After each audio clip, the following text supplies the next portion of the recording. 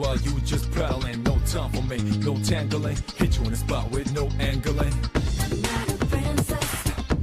A lot of anger in it. Where could we go from? Oh no, don't you know? Flash rhymes, quarter with spangles. Add some sounds in the terms. Wangles, three dots connect to rectangles. Just like music, sounds connect and rambles.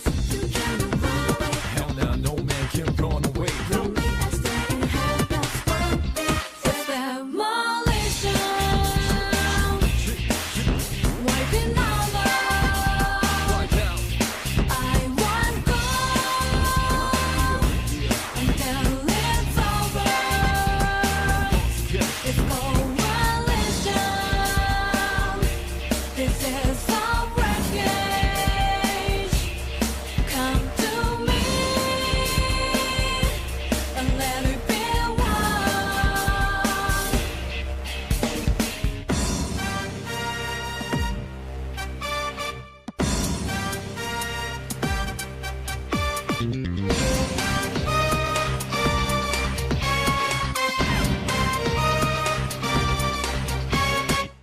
Been a little while, but I'm still battling. Moving fast while you just prattling. No time for me, no tangling. Hit you in the spot with no angling. Not a princess. A lot of anger in it. Where could we go from? Oh no, don't you know? Flash rhymes, quarter with spangles. Add some sounds in the terms. Wangles, three dots connect to rectangles. Just like music, sounds connect and rambles. You can't run away. Hell nah, no man can run away. From me, I stay in habits. It's demolition. Wiping over. Wipe out. I want gold until it's over. It's coalition. This is our wreckage. Come to me and let it be one.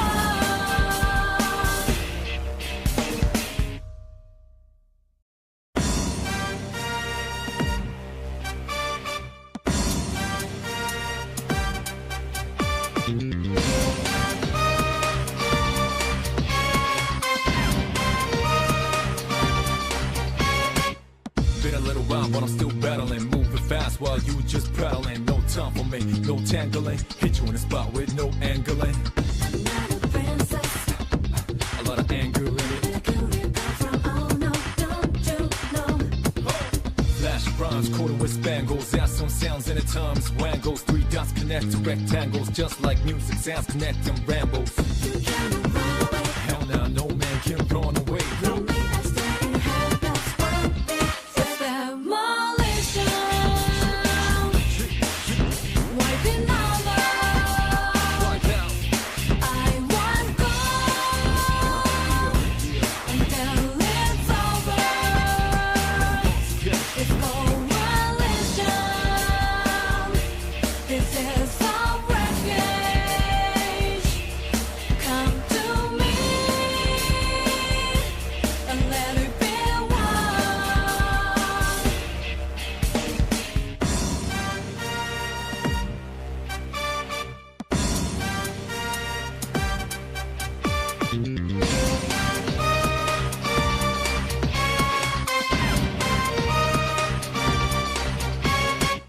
Been a little while, but I'm still battling. Moving fast while you just prattling. No time for me, no tangling. Hit you in the spot with no angling. Not a princess. A lot of anger in it. Where could we go from? Oh no, don't you know? Flash rhymes, quarter with spangles. Add some sounds in the terms. Wangles, three dots connect to rectangles. Just like music, sounds connect and rambles. You can't run away. Hell nah, no man can run away. From me, I stay in habits. It's demolition. Wiping over. Wipe out. I want gold until it's over. It's coalition. This is our wreckage. Come to me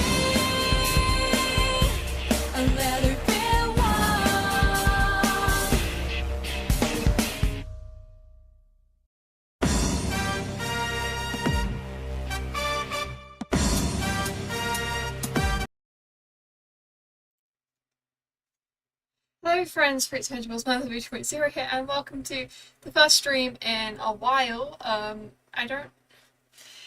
It's been a while, and I've had to like rearrange my camera and stuff because my sofa feels like it's lower down than before, and my camera just won't. But I'm very used to streaming. Hi Basil. Yeah, we're gonna play some Ace Attorney finally. I've got some coffee. I'm very chipped nail paint on, but yeah, I think we're just going to play, and I'm going to make sure I'm actually in the correct. Yeah, that seems correct enough. Hi, Flaming. You know, coffee without sugar is actually that bad. I thought it'd be really bitter, but I think I use lots of milk, so yeah. It's stunning. That's a bit loud. I'm just gonna turn it down. And I don't know if my dog is this stream, mainly because they broke off and I couldn't be asked to fix them on my other headphones, but I can just tape them back on for next stream. Yeah, my sofa's definitely lower down. I can't position my camera any lower, so I'm just kind of awkwardly sitting on my feet, which I do a lot. You know, every single session of after every single Hexad or Travel Life session, my feet are entirely numb because I just sit on my feet. Yeah. Let's just play some Ace Attorney.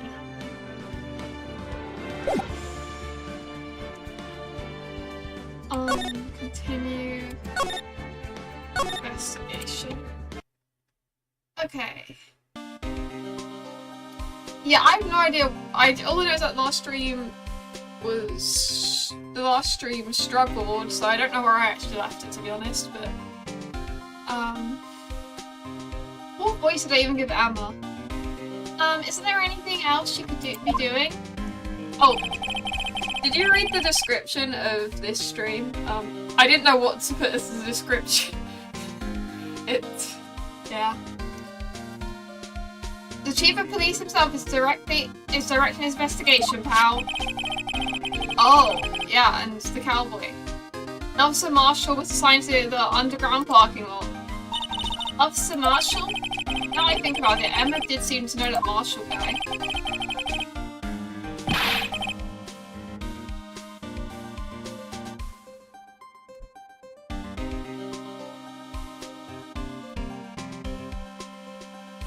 That's okay, Basil. I mean, it's pretty late for me as well. It's like 8:30. I just mainly stream at this time so my American friends can watch. But like, yeah.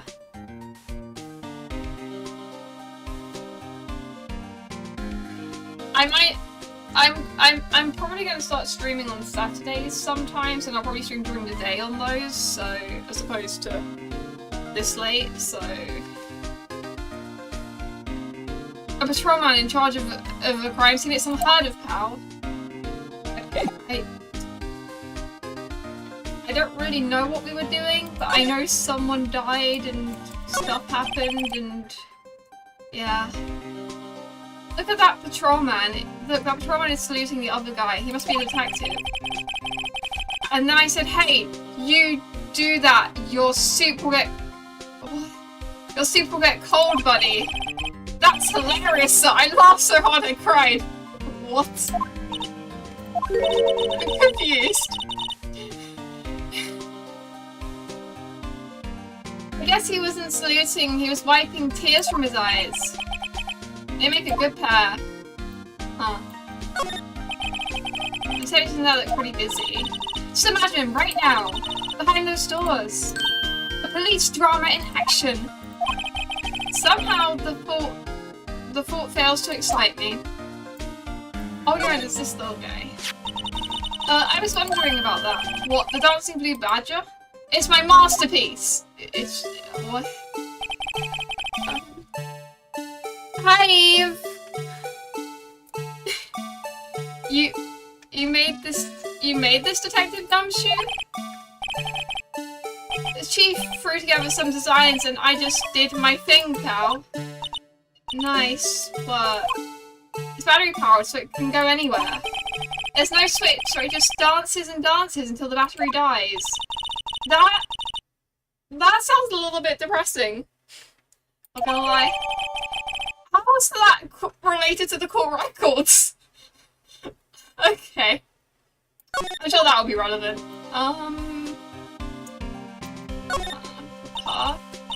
Mr. Wright, do you know if patrol cars are painted black and white because they're trying to be zebras? What am I saying? No idea why. Well, I think they're designed after a panda. Well, I said zebra, so me and Emma think the same. A panda? Not that I have scientific proof, it's just a theory. A game theory. Yeah, it was the blue badger, definitely. You might be asking how you came up with that theory? It was when I was on a school trip. I saw a patrol car, and it came to me. We had just been at the zoo, see? What about zebras? That's what I said! I mean, there's already zebra crossings. Did I just pronounce a zebra and zebra? Did I just pronounce it two different ways? I don't know which way I pronounce it. Zebra, zebra, zebra. Or did they just not have those at your zoo? Well, that was very helpful to the case. I always get excited when I come to a police station. Why is that? It just feels like I've jumped into a movie! Huh? You know, with all the police and criminals, well, I don't know if this is all that exciting. Sure it is. Look at those two officers over there. They're probably talking about the latest bust. Funny, I thought they were talking about the weather. No, actually they're talking about soup being cold.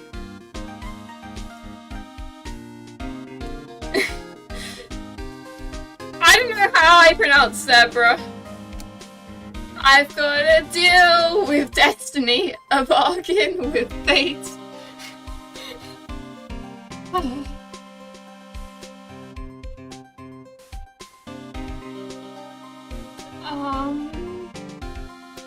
There's this here. The user wanted posters are hanging up on the bulletin board here.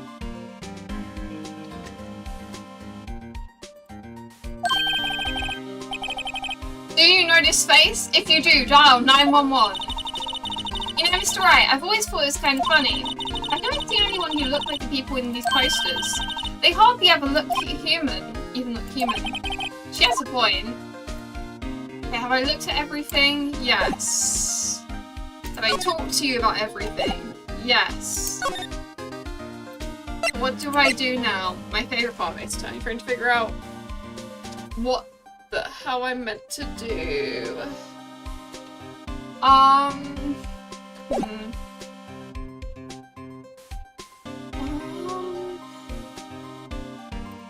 What evidence do I have? I've got a knife. That one. Just show a knife at a police station. I can present some of this stuff. Oh.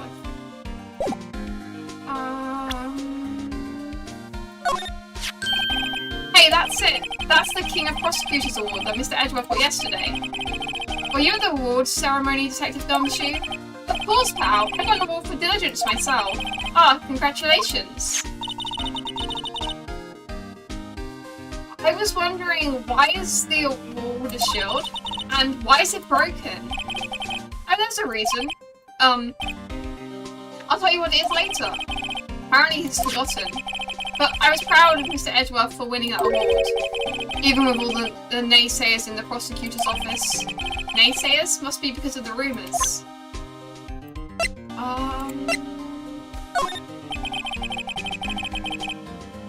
As a detective, I'm keeping my mouth shut on that one.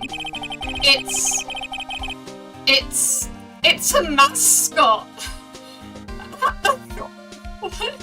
I guess there's go blabbing on about things I don't know about. No, I wouldn't want you to do that either. Good. But I thought you said you made him. What do you mean you don't know anything about the blue badger? You made the blue badger. Yeah, this is the, I think it's the bonus case of the last game, because I mean first game, not the last game, I won the first game. The last of the trilogy.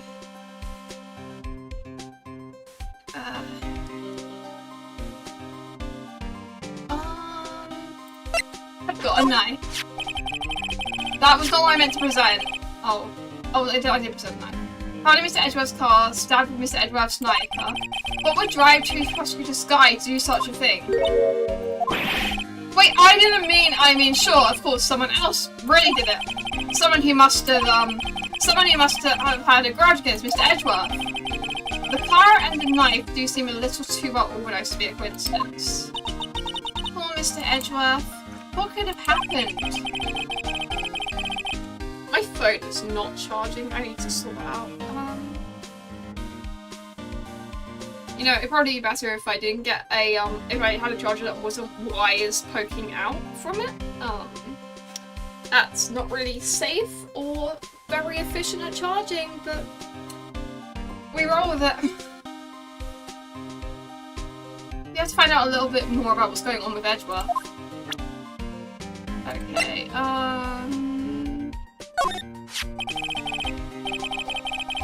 Detective Gumshoe, what can you tell me about this? Huh? Hey pal, that's a detective ID card.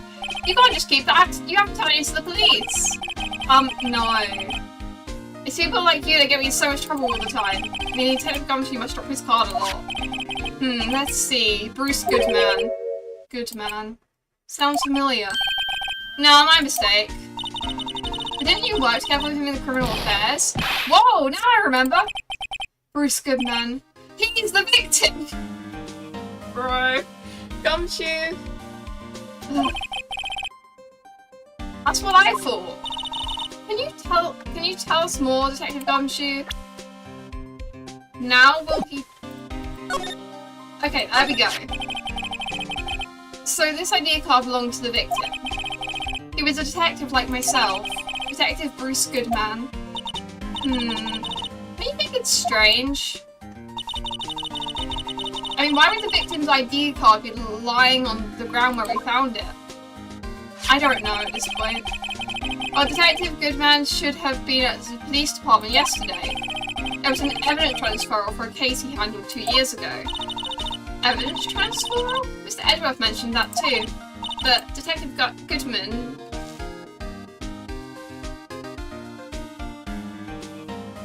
was killed at the prosecutor's office. Well, that's the thing. It's hard to say this, but word is that Chief Prosecutor Sky pulled him out there to the parking lot. Yeah, it's not looking good for her, but we'll prove her innocence. And Lana confessing as much. He's in a tough spot again.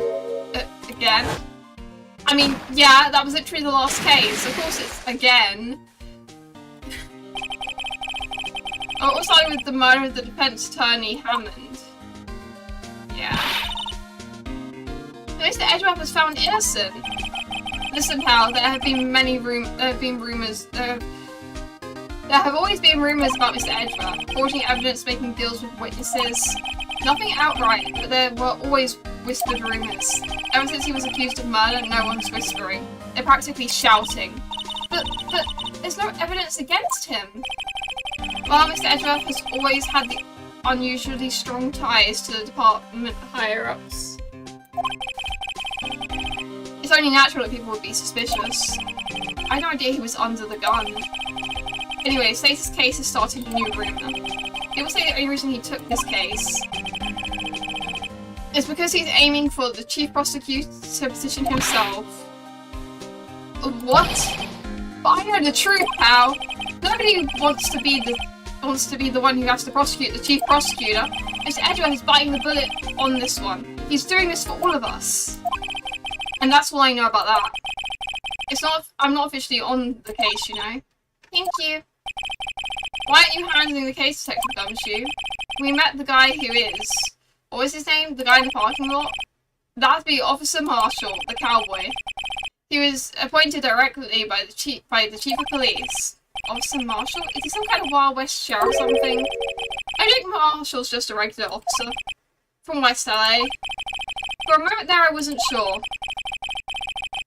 Look, pal, let me try to make things a little easier for you. Show them this and I'll let you examine the crime scene, maybe. Ooh. Detective Gumshoe's letter of introduction added to the court records. I was surprised this gets us anywhere. Just act like you're supposed to be there and nobody will look at you twice, pal. Okay, so we go back to the underground parking lot. February 22nd, prosecutor's office, underground parking lot. Feels like the investigation is still going. I have to be getting back to the shop. Sorry, it looks like I'll be stuck in this pit till the sun sleeps. I'll see you in my dreams tonight then, baby. What? What is happening? Oh, still here? I had a feeling it was you talking. Ah, hello. Why the surprised looks? Didn't I mention? I've got a boyfriend in criminal affairs too. Straight people.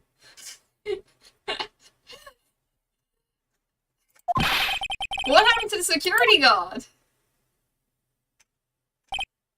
Hey, what's wrong, Bambina? You're looking like a doggy that lost its herd. Jake Marshall. Strange guy to put in charge of a crime scene. He's just shaving. It's from Tumbletown.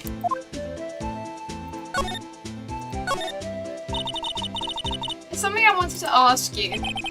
The scene of the crime, a culprit for men who've lost their dreams. And me, I watch over them as they sleep, dreaming of the desert's harsh judgment. He's asleep? Well, should we show this hopeless case something to catch his interest? The cool records, the thing we got. Bam.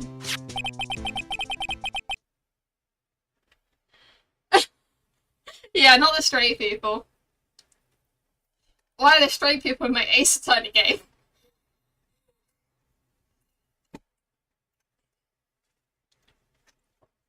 Would you mind reading this for me? What's this? I warn you. Fan letters to me go right into the spittoon. It's not a fan letter, bro. It's a letter of introduction from Detective Gumshoe. How will you investigate? Gumshoe? Oh, that old cow dog. He holding a birthday party or something? Huh? Look where I should say letter of introduction. It says invitation. I think you just miswrote it. Wait, why are we getting defenses here? No worries, this proves it's from Detective Gumshoe. Better than a blood test. Guess I better let you in then. Thank you, Officer Marshall. Oh, that's right, he's a patrolman, not a detective. Which reminds me. Hey, wait a sec. Isn't a crime scene supposed to be handled by a detective or higher? Oh, well, folks. The clues are calling. Welcome to our gold strike. Be like the settler, strike out for lands unknown. I don't know what I do now. Manifest destiny. Let's have a hootenanny. Note to self, police investigations are like settling land. Well, Mr. Wright, what do you say? I say everyone in this game is insane. That's what I say. I say I won't be needing this anymore. Detective Gumshoe's letter of introduction, crumpled and discarded. Okay. Now, what can I examine? Crime scene? Okay, or do I...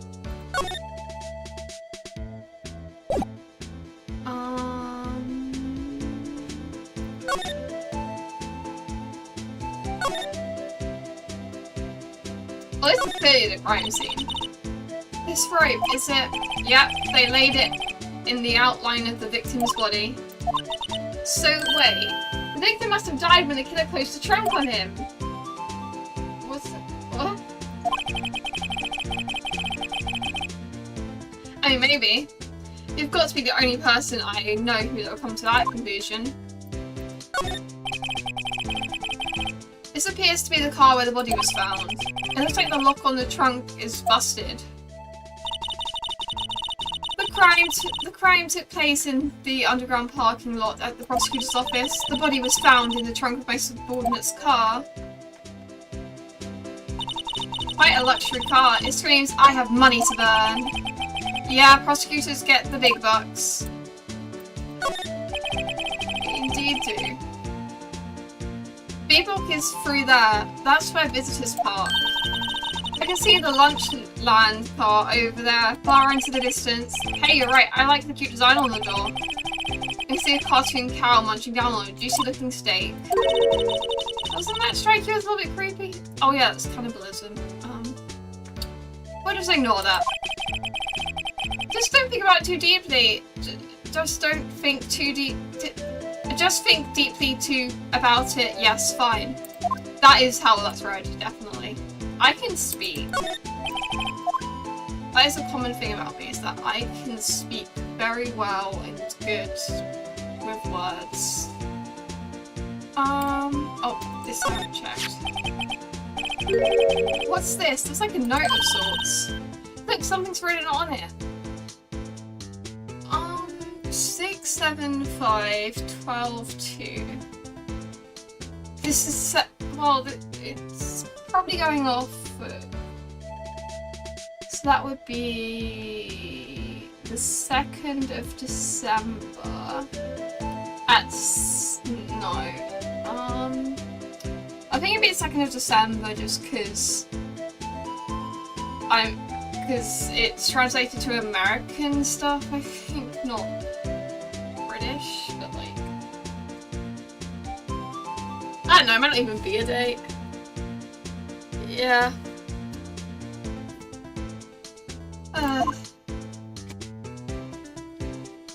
Okay. Right, let's see. 6. Oh, it's not even a 5. 6 to 7, S, 12, 2.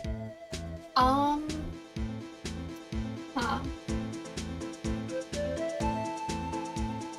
Maybe it's a party that's going on from 6 PM to 7 PM on the 2nd of December. His name printed above that. Good man. Or maybe it's the ceremony they had for the awards.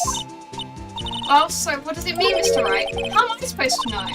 Note to self, for deductive reasoning, go to Edgeworth, not Wright. Girl, I'm pretty sure Edgeworth wouldn't know what this means either. Good man's notes added to the court records. Is that everything in this section? Seems like it. Okay.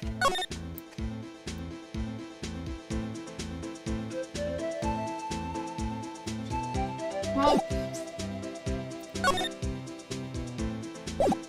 can I ask him about this? Alright, compadre, count to 3, huh? You gotta do that if you're going to draw evidence on someone. That's what we do in Texas. Reminded me to never visit Texas. Very helpful. We didn't learn a clue, but we learned to never visit Texas. Yeah, it's gonna be the 12th of February or the 2nd of December. I'm not sure what date it's going for. Because here it's day, in England it's day, month, year, but in like America it's month, day, year. So I'm just, yeah. Okay, we've examined that. I don't think it's going to tell us anything, but Officer Marshall, could you tell us more about the victim? Good men always die young. Remember that, partner. Could you be a little bit more specific? Bruce Goodman. He was a detective, right? Well, aren't you a feisty doggy there now? Detective Goodman was stabbed here at 5:15. The smiling Madonna told me at the jail. I think he means the witness was Angel Starr. One stab to the chest, a fine piece of work. And here's the autopsy report. Goodman's autopsy report added to the court records. Was my sister involved with the victim in any way? Funny you should mention that, Bambino. Chief Prosecutor Sky and Detective Goodman had nothing in common at all. Nothing in common? They apparently worked together around a case a few years back. So there's no motive? Goodman wasn't a particularly gifted detective. That's one reason why I didn't do much work with the chief prosecutor. But my sister called the victim here on the day of the murder, right? Here to the parking lot? So it seems, like calling an unarmed man to a shootout at high noon.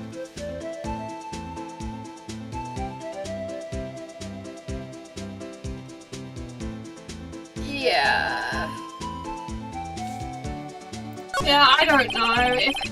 Imagine it's not even a day. Imagine it's just 12 divided by 2 is 6. The answer is 6. 6 killed the man.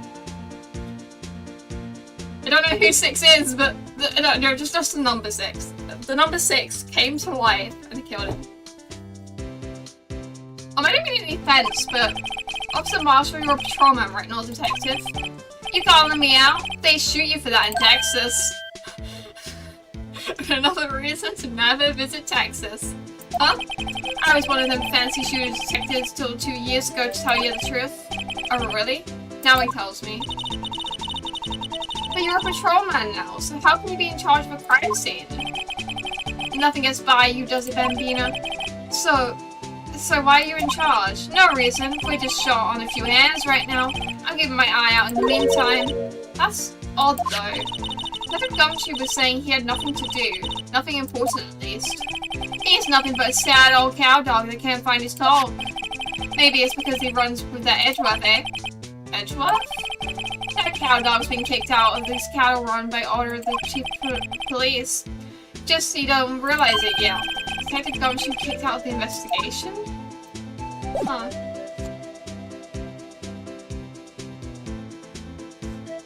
I don't know, to be honest. I took like a month break from this game, so I don't really remember what's happening.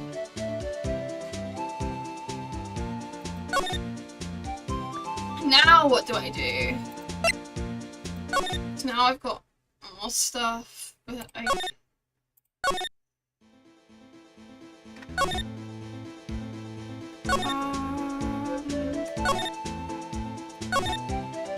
I've talked to you as much as possible. Pension center? Nope. Underground parking lot. Maybe I go back to the police station?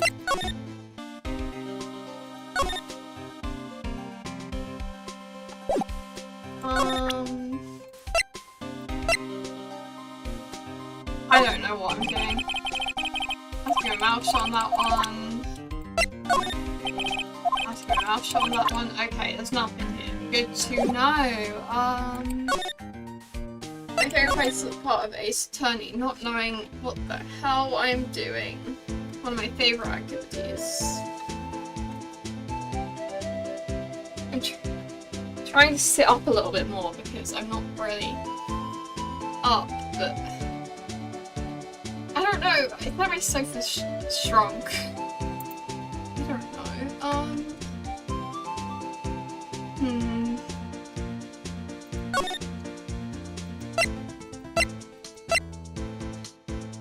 Must be something I present to this guy, I guess. I tried presenting that. Counter free. Texas.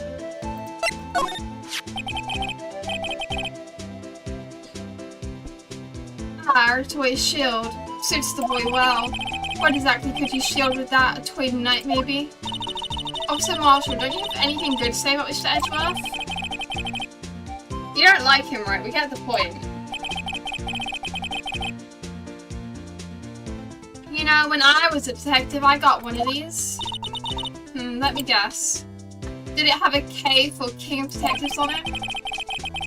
Hey, they could use the same shield over and over.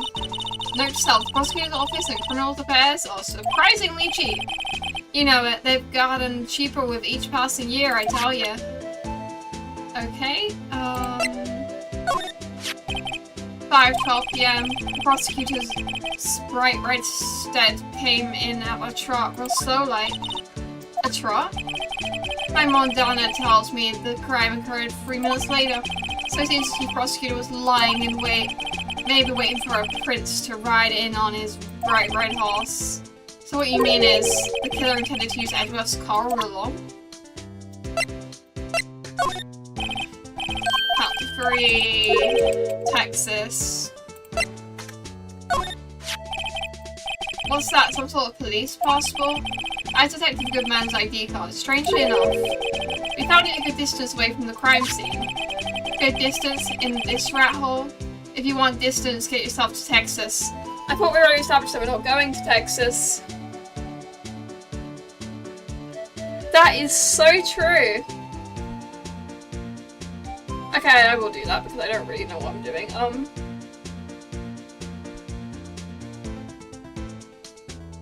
He just cares about education. I mean, can he teach us spelling, please? Because I think all the Emerald Arsonists need to learn how to spell. But we do arson, we do not do spelling.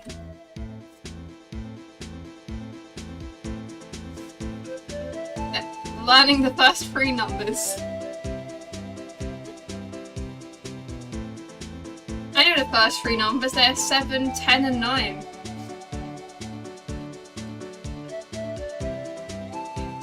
Good distance in this rat hole. Oh yeah, it's Texas. I understand. I thought, even though we said that we were going Texas, I guess we're going Texas. Texas? It's a tiny little crime scene in a tiny little town with tiny little evidence. The difference of a few yards make compadre. Note to self, if you encounter suspicious evidence, think of Texas. What does that even mean? There's no better way to study than to hang out with pros. Yeah, I don't know if this guy's a pro. I see your badge, looks pretty round. Our badge is a star, a lone star, shining in the nighttime sky. A beam of light illuminating evildoers who come in the dark of night. Yeah, we do arson, not spelling. Don't worry guys, she's an arsonist, not a speller.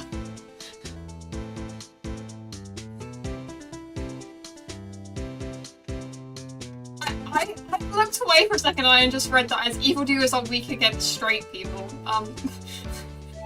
Evildoers are weak against Starlight. Oh no, the straight people. They're everyone.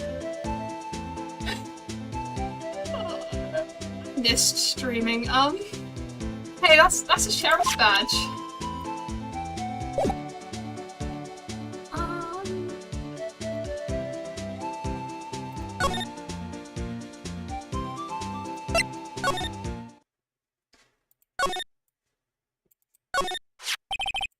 What's this? It looks like some kind of shield that's broken. Maybe it's made out of chocolate and it's only to bite out of it. It appears to be made out of bronze with gold plating. It's not worth much, $70 tops. This girl has a thing about pricing everything, doesn't she? I wonder what the big K means. Mystery. Yeah. So I mean, you're my token straight friend. I was gonna say straight. I meant to say straight fan. I have a few token straight friends. Yeah.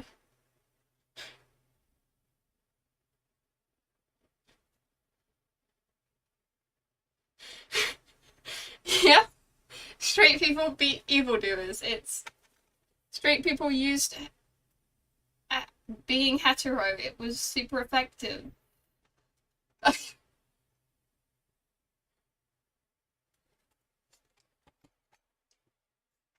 Hey, a chessboard. I'm not too up on my chess, but it looks like blue's in a tight spot. The red knights have surrounded the blue pawn. Huh? Those horses have mounted the knights. Their swords have really sharp edges. And check out the poor pawn. His head is kind of spiky. Kind of reminds me of you. Yeah, I know, but isn't the point to surround the king? It's just Edward projecting his obsession with us. A work desk. It's quite tidy as one might expect. What a nice desk. Easy to use and easy on the eyes. It's polished so well I can see my own reflection. I prefer not to have to look at myself while I work. Wow, what an amazing bouquet. No kidding. Hey, there's a card on it. Back from the dead, Wendy. Wendy? I've heard that name before. Wendy from Fairy Tale. No. I feel like I've also heard the name before, I just don't remember. And here beside it, a giant steel samurai. Wow, I want one, huh? There's something written on the bottom of his foot. Between a rock and a hard place, Wendy. Is the prosecutor in this office named Wendy? I don't think so. What we were writing you Edward in this office? Or was in this office? Oh, these are all case files? They're stacked to the ceiling, there's even a ladder. With the shelves already packed super tight like that. What's the What's the prosecutor going to do when they get new files? Splendid, Mr. Wright. What an unusual observation. I think that was a compliment. I don't know. There's a jacket framed on the wall like a painting. The fabric is high-grade cashmere, Italian styling, silk ruffles, turquoise buttons, and a gold thread collar. I'm guessing it's worth around $5,000. $5,000? Speaking of which, your suit would be about... That's enough of that. I don't need my life appraised. Thank you very much. Yeah.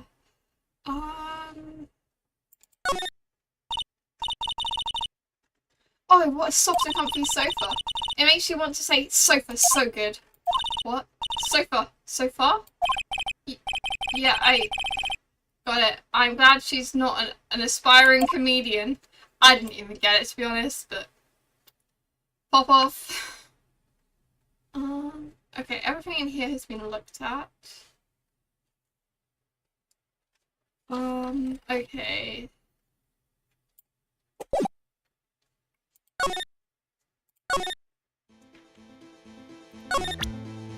I've looked at everything. Counted free, Texas. Woo. Woohoo, Texas.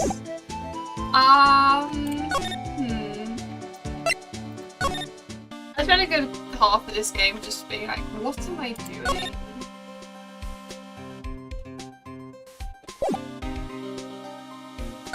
I tried to press C as the back button because I'm too used to Persona.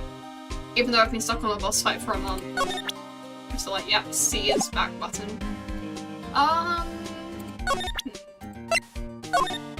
Sorry, yeah, detective, blah blah blah.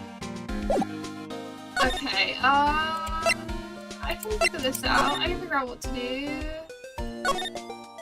No, okay,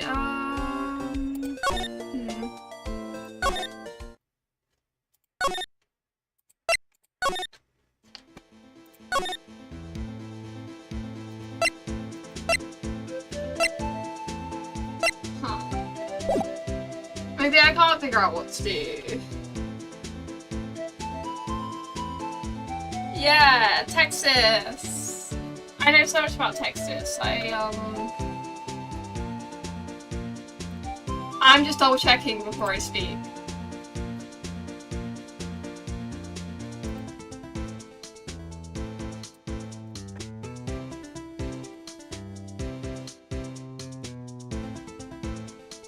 I know so much about Texas because I watch Young Sheldon and that's set in Texas. You know? Set in Texas in the 1980s, but yeah. I've talked to you all I can. Doesn't seem to be anyone else just around.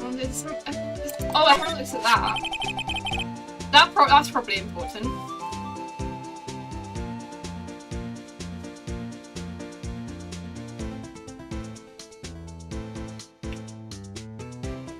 This is like a cell phone. Scientific analysis would suggest this belonged to the victim. I can't think of anyone else that would belong to. What's the scientific about that? Should we check it out? Check it out, check it out, check it out. Right, let's check it out. Okay, what? Why was that necessary? Okay.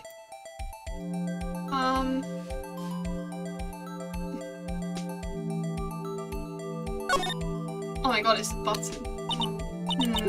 This phone is still on the redial screen. Redial? Mr. Wright? Most phones give a record of all the calls you've made and received. Just press the play button to display the last number you called. Convenient, isn't it? I'm surprised you didn't know about this. Yeah, well, my phones are from this century, so, Sorry to disappoint you, but even I know about things like redial. Huh? Oh, I'm sorry. It's just you never know with people from your generation. Oh, please. Whatever, let's check this phone out. Okay, so...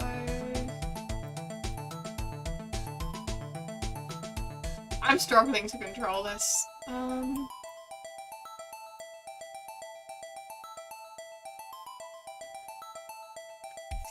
The phone is doing backflips. Now it's doing forward flips. Now it's spinning. Those are such weird controls. Oh, I can zoom in. I'm struggling to control this. That's fun. Can I get to the button, please? There we go. The real challenge is trying to control this. That is true. It does kind of look like a car key. Now let's see who the owner of this phone called last. Note to self: a defensive sign does not think. He just pushes the button. He's just Korean, okay? He's in his Korean art. Beep. Hey, that song, I know that. Hey, what's going on over there? Beep. Sorry. I see you, partner. You pressed the redial on the phone there, didn't you? What? Oh, yeah? Whose phone is this anyway? It was on the ground over there. Whose is it? It belongs to Chief Prosecutor Sky. What? It's my sister's? She apparently dropped it when she was taken into custody right after the crime. Look, the last call was made right when the murder occurred. Yeah, backflipping phone.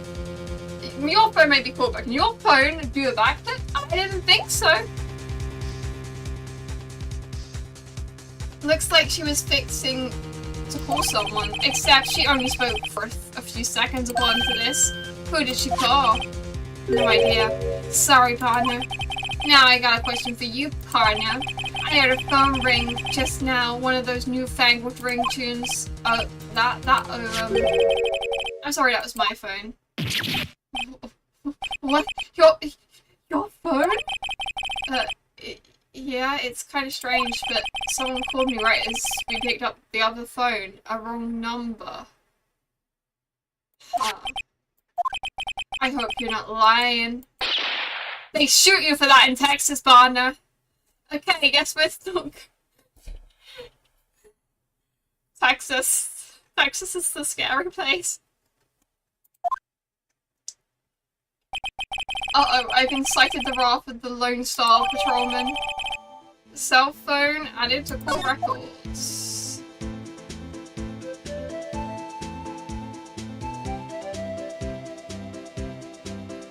You know, I used to throw my phone in the air and try and catch it for fun. It broke. Actually, I threw it and lost it in the grass. And sometimes its back would pop off and I'd just be like, yeah, put it back together, and I'd be like, that fun way to spend my time. I was like 12. I take much better care of my stuff now. I've had this phone since I was like, I think since I was 16 or 17. So, yeah. And like, it's still fine. It's a little bit slow sometimes, but like, I think that's more my internet than my phone. Okay. Now, the next question of what the hell do I do? My favourite question. A block. This area is reserved for prosecutors. Defense attorney are relegated to B block. I dream of the day I'll be able to park my car here. I'll go over to B block to buy my hamburgers from you, Mr. Wright. And why are we going to be selling hamburgers? I'm not planning on giving up my job that soon. Okay. Have we looked at everything? Seems like it. Seems like everything has been looked at.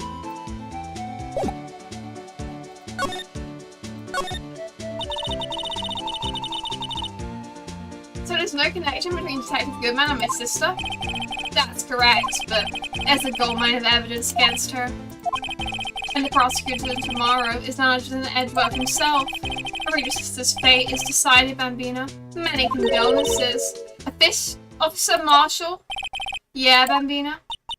How can you say that? You and my sister, you were... Is there something going on between this cop and her sister that I didn't know about? I apologize, Bambina. Something must have gotten to me. Maybe it was a dry wind that's blowing through the prosecutor's office. Dry wind or ill will. Something's up. Someone's up to something here, but who? Huh. Please don't tell me they're being hetero. Being hetero in my game.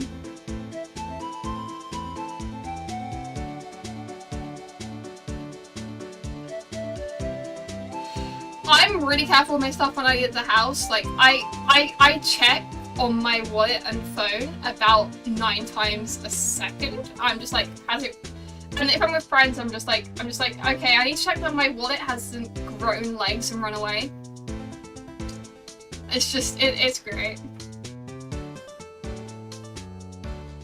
But yeah, I like always keep a tight hold of my phone and stuff.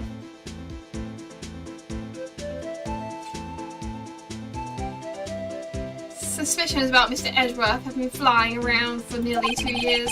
Forged evidence and arranging testimonies you... wrong person. Forged evidence and arranging testimonies, you mean? He was unbeatable because he did whatever it took to win. Unbeatable, that is, until we met you. And then he became gay. I don't know why I said that, but we ship it. Or I ship it. I don't think anyone's surprised by me shipping Edgeworth and, Phoenix Wright. I don't think that's a surprise to anyone ever. But rumours are just rumours, aren't they? These are prosecutors we're talking about. Evidence is everything to them. If you follow the rumours about Edgeworth to their source, you'll find one person. But they're off limits, untouchable, you might say. One person? Who?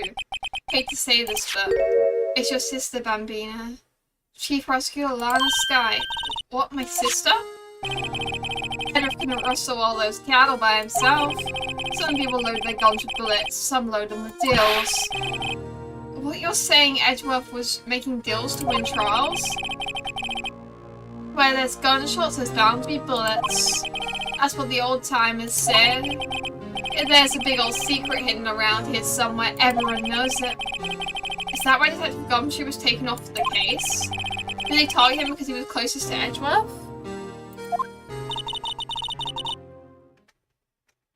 So, well, how are we doing, Mr. Wright? I guess we've got some clues. We have an autopsy report, a note from the victim, and a cell phone. So, you think we'll be okay? Well, normally the trial has lasted a couple of days, so we'll BS our way through it until we're good.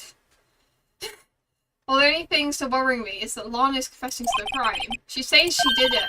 No problem. I can guarantee that she's not the criminal. Oh, by the way, Emma? Yes?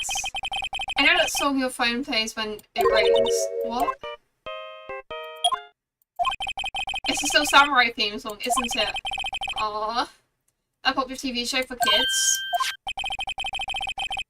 My phone ringtone is just the default one, and my phone's always on silent anyway, so I never hear my phone ringtone, but... yeah. The phone that rang earlier wasn't mine. It was yours. At 5:18, just after the murder took place, your sister called you, didn't she, Emma? I'm sorry. Oh. Can you tell me what you talked about?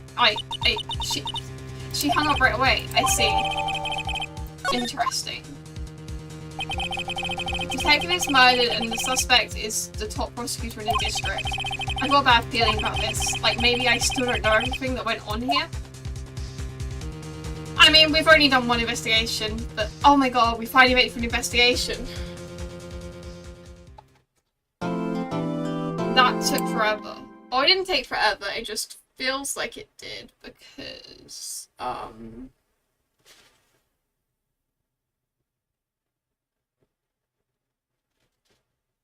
gonna change my face camera up a little bit, just make it a bit bigger. But it just felt like it took forever because the last time I tried to get through it, my stream just wasn't working. I just couldn't be asked for like a stream, so I just didn't, and I didn't stream for ages. But yeah,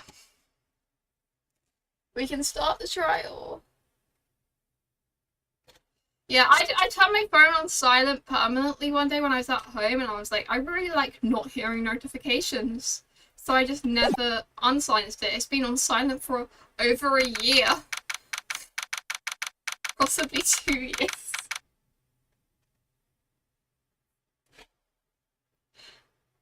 Yeah.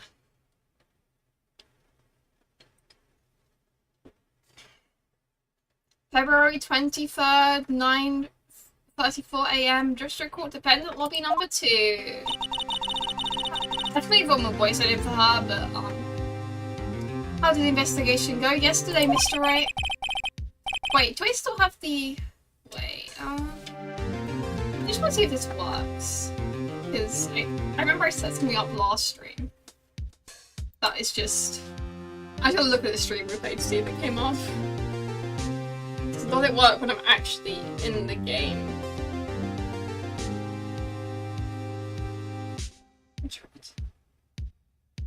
Yep, it works. I set a button to just make the gay flag appear. Don't ask why.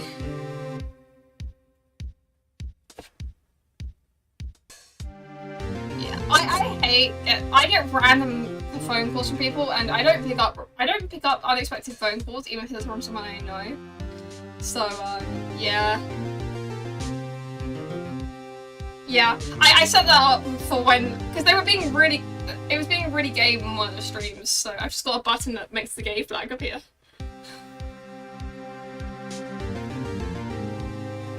Frankly, there are still a lot of grey areas. Yep, the gay button. Let there be gay. Or rather, the whole thing is one big grey area. Don't worry about me, no matter what the outcome. I'm ready to accept my fate. I believe in you, sis. Mr. Wright, let me offer you a word of advice. Yes? A defense attorney should never believe their client. The defendant is called to trial because they are suspected of wrongdoing. Never forget that. Miss Sky, you...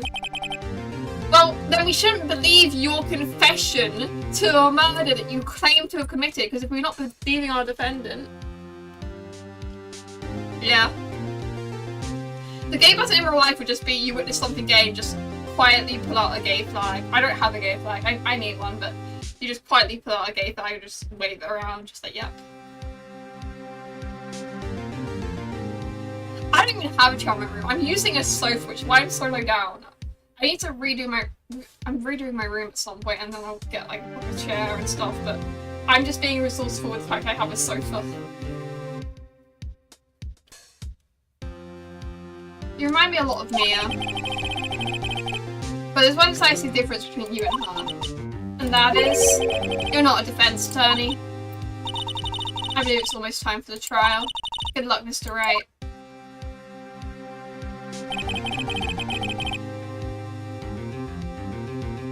Eve, you are cursed with chairs. Chairs just appear.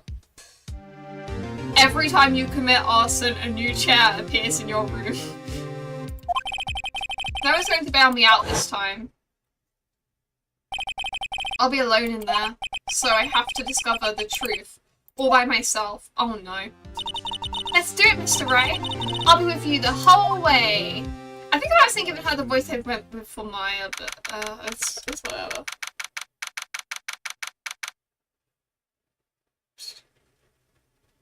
Yeah.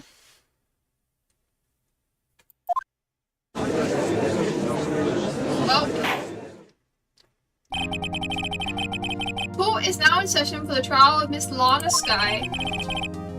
The defense is ready, Your Honor.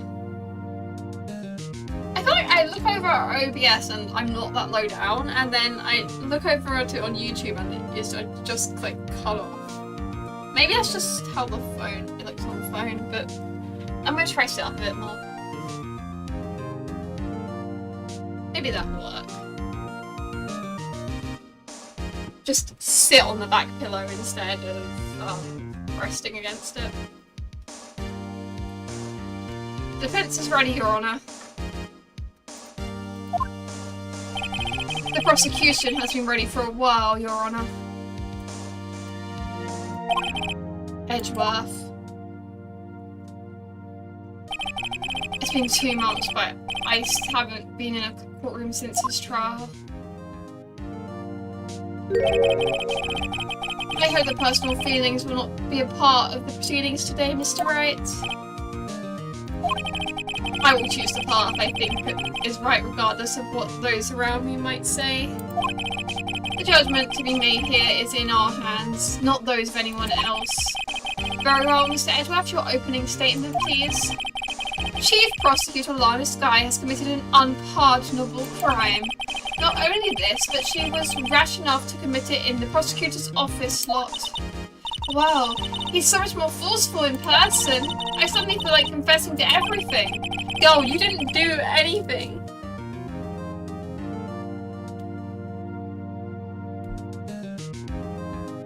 Yeah. However, she will now pay for her rashness with her life. There was a witness to her crime. A professional witness. That we're going to cross-examine to hell and back. Well, then call your first witness, Mr. Edgeworth. The prosecution calls its first witness, Miss Angel Starr, to the stand. The cough-up queen? I forgot that was her nickname. Let's see how long it takes for me to say something gay about her.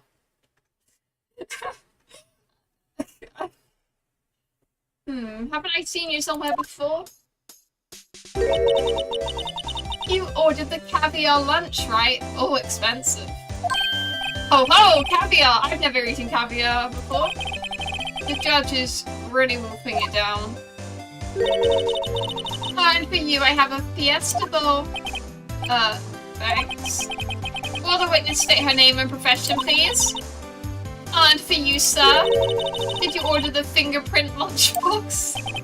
It is too early for lunch. Your name and profession, please.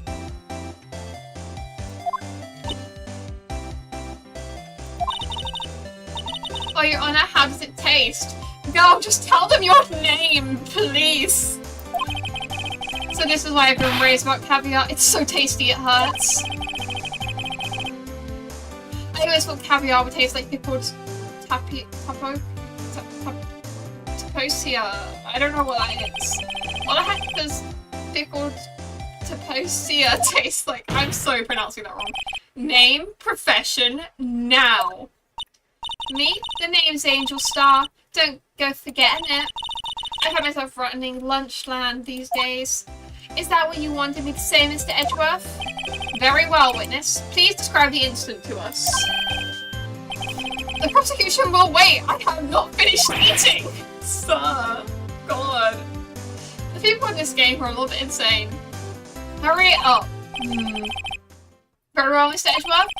As you know, we usually call on the police to describe a description of to provide a description of the crime. Your Honour, as Mr. Edgeworth has said to the court, I am a professional. What does that mean? Until 2 years ago, of course, until 2 years ago, Miss Angel Starr was a special investigator with the police. She was a first-rate homicide detective. That's a plot twist. What?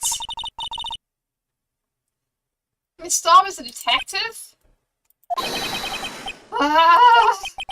I know who you are. Puff up. Puff up, Queen Angel Starr. You're on a long time no see. Oh, very well. You may continue with your description, Miss Starr. Just who is this lady? If I might have the court's attention over here.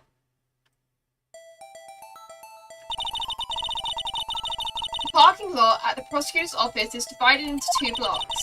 A block is for the prosecutor's office personnel. B block is for visitors and clients. A chain divider separates the 2 blocks. I suppose that's to keep visitors from taking up prosecutor's space, yes? Okay, sleep well, Basil. The crime took place by a car in the back of A block, in the car's trunk. The killer stabbed the victim with this knife, then went to drive the body out.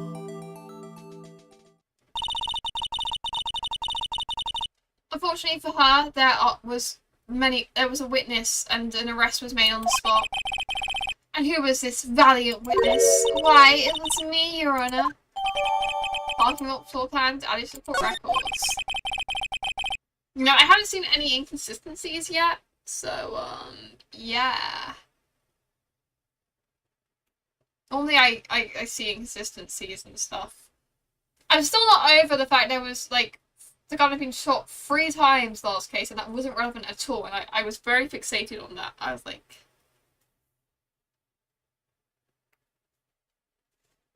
Witness, did you see the very moment of the crime? Of course, Your Honour. Immediately after that, I apprehended the Chief Prosecutor. It seems rather cut and dry, doesn't it? Well, Mr. Wright? I can't agree on principle, Your Honour. It seems that some poor losers are unwilling to accept the truth, Your Honour. Shall I proceed to crush what little hope they have remaining? Okay. If you can, then give them your worst misstart. Dude. Wait, are they talking about me? Yes. Witness account.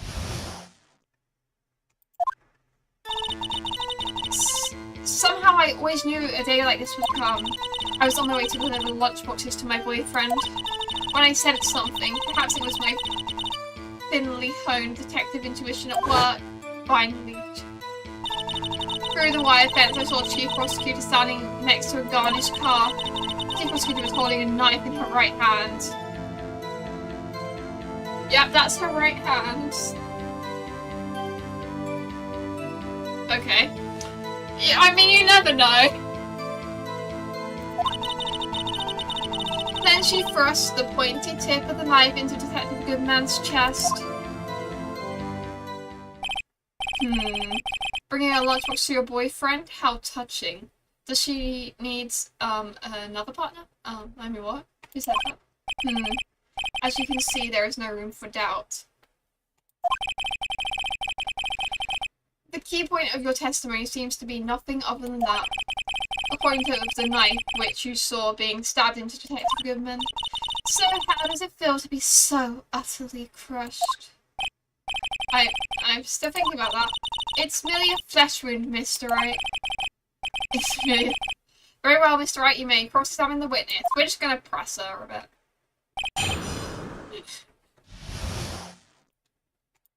I don't know what else to do. Hold it!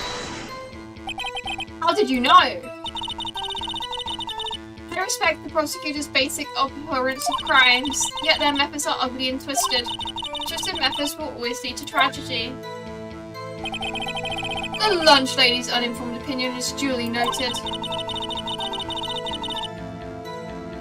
Given that they are used to erasing inconvenient evidence at their whim, killing off a detective that knew too much is merely an extension of that. The Star, do you have something personal against prosecutors? I felt that I had found my dream job when I became an investigator. And that if I hadn't been laid off by the prosecutors over there, I'd still be one laid off. She was fired? Huh. That's interesting. Do you think it could be her? I'm not exactly sure. But like, yeah. It could be her, it could be the sheriff, it could be both of them. It could be this other character we haven't met or something, but I don't know. To me, prosecutors are nothing more than worms. That said, I'm a pro, as you know. My testimony is unbiased and flawless. Very well. You may continue, Miss Star. Nah, not going to continue. This boyfriend, he's the detective? Not that boyfriend, the security guard. Go. That boyfriend? You have several? Yes. This boyfriend, that boyfriend, and the other boyfriend. I mean, it's only bad if they don't know, you know? Like, it's only... Like, if she's just polyamorous, then that's fine. It's only bad if it's, like, she's dating these people and they don't know that's... You know? I think that made sense. this boyfriend, the other boyfriend, care to join? Yes, I mean what? And yet another boyfriend position is still open for applicants. Okay, I'm not a boy, but I'm applying. Is that right? I'm masculine presenting, is that close enough?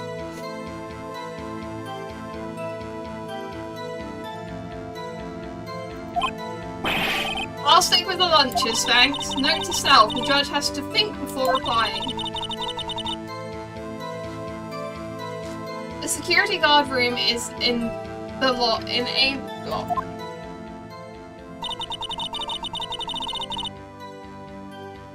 It's also second level, so you can see everything from there. That would be the room with the security sign. Incidentally, did you bring your lunchboxes by car? Since I'm a visitor now, I park in B block, so she was in B block when she witnessed the crime. When I said something, perhaps it was my finally having detective intuition at work. Hold it!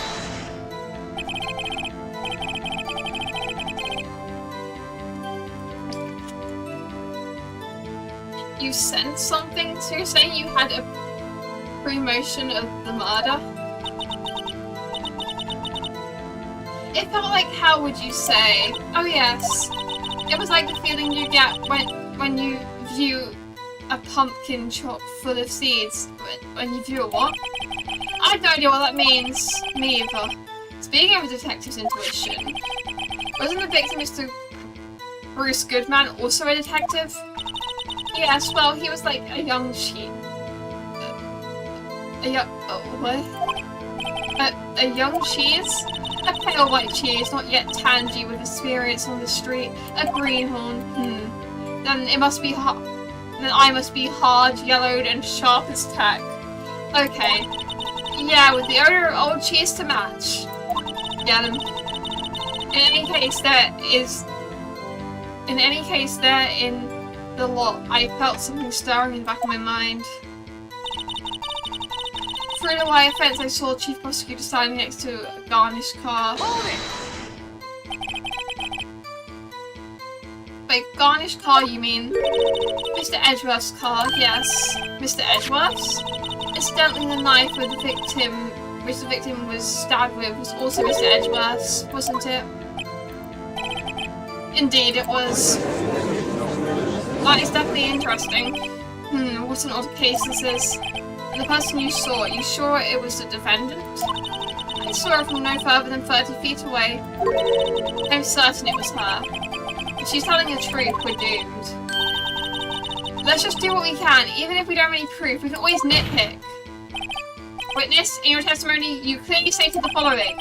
Prosecutors are nothing more than worms. Ergo, you are a biased witness. This is true. She's biased.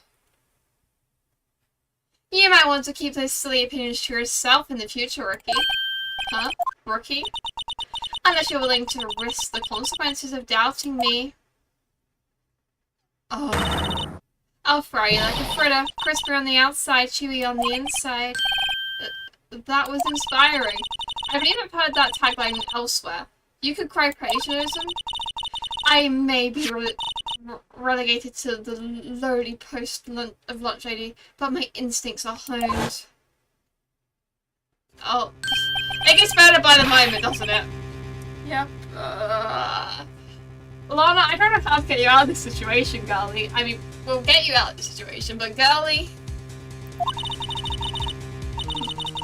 The moment I witnessed the crime, my reflex just took over and snap, I took a picture. In fact, one of my lunchboxes is rigged with cameras. Of course it is. Why wouldn't it be? Why wouldn't there be a lunchbox rigged with cameras? I mean, it's just stupid to have a lunchbox that isn't rigged with cameras. I suppose that's more exciting than just hanging it around your neck. Witness, why am I only now seeing this photograph just now? You think I'd show it to you, a prosecutor? Think again.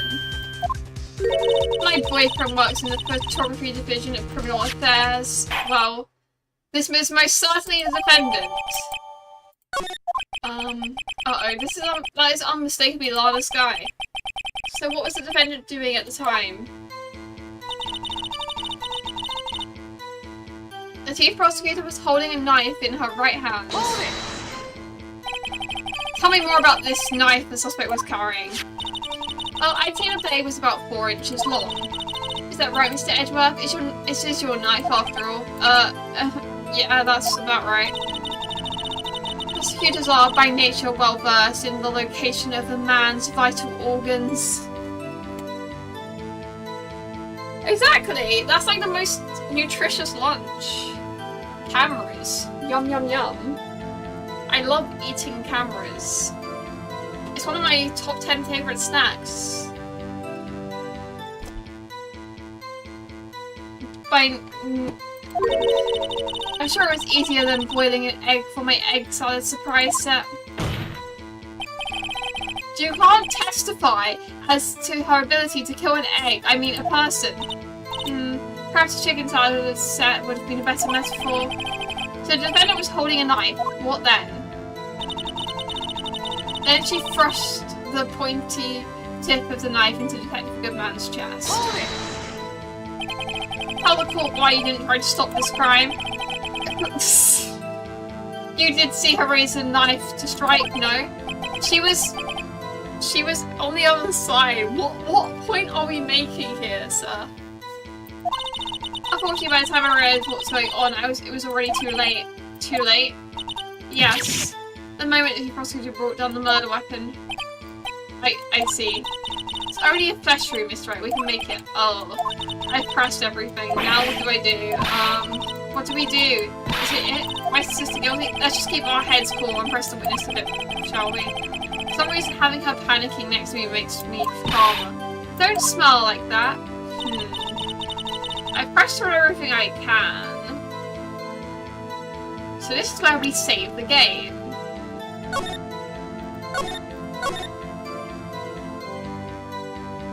Before we start trying stuff. What evidence do I have?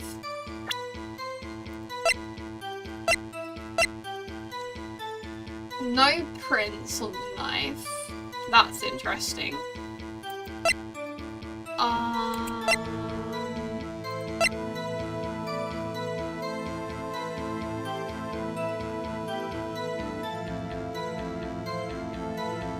Died within an hour and a half of 4 PM. What does that mean? How do you die within an hour and a half of 4 PM? Is it like around that time? I guess.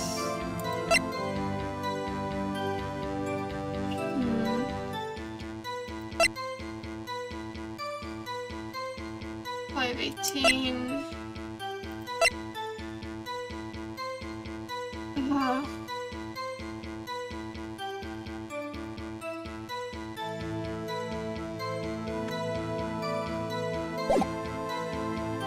This was calm. I arrived at level 1 to talk to my boyfriend. I said something, perhaps it was my phone intuition. Through the wide fence, I saw the chief prosecutor standing next to a garnished car. The chief prosecutor was holding a knife in her right hand. The only thing I can think of is the knife not having any traces. That's the only thing I can think of.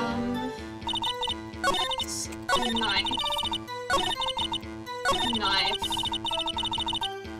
And if I...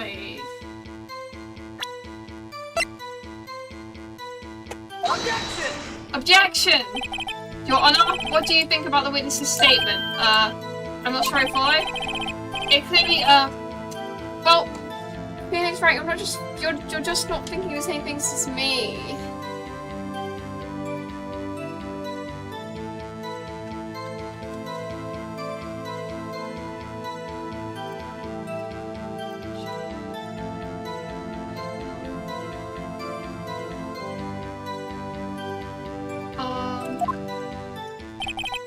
You're not on the same wavelength as me, bro. And I don't have any other ideas. Holding a knife in her right. A second.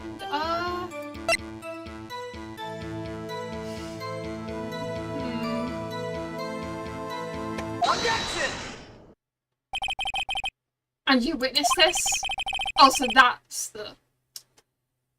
That isn't really a contradiction, that's just a picture. You saw Miss Sky stab the victim with a knife? As I already said, yes. I swear it on my finest salmon swell lunch. I actually love salmon. I don't know why I said it like that, but I love salmon.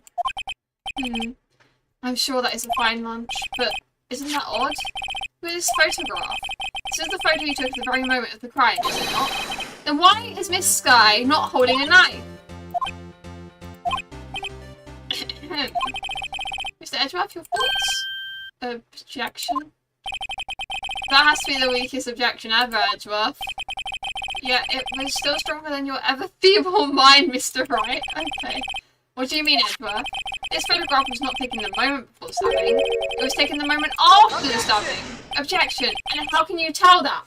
Because the coat's covered in blood. My god. Blood splatter. Huh? Phoenix, right. Did you not see that? The dark crimson stains on the chief prosecutor's coat. But it's a black and white photograph. I mean, I could tell that, but alright. Ah, yes, it's hard to tell, but this could be blood. Ah, Mr. Wright, I see no problem here. She was actually eating a jam sandwich, and she got the jam sandwich all over her coat. No problem, except to you. Oh, Mr. Wright, I'm just going to sit there and take that kind of abuse? Ugh.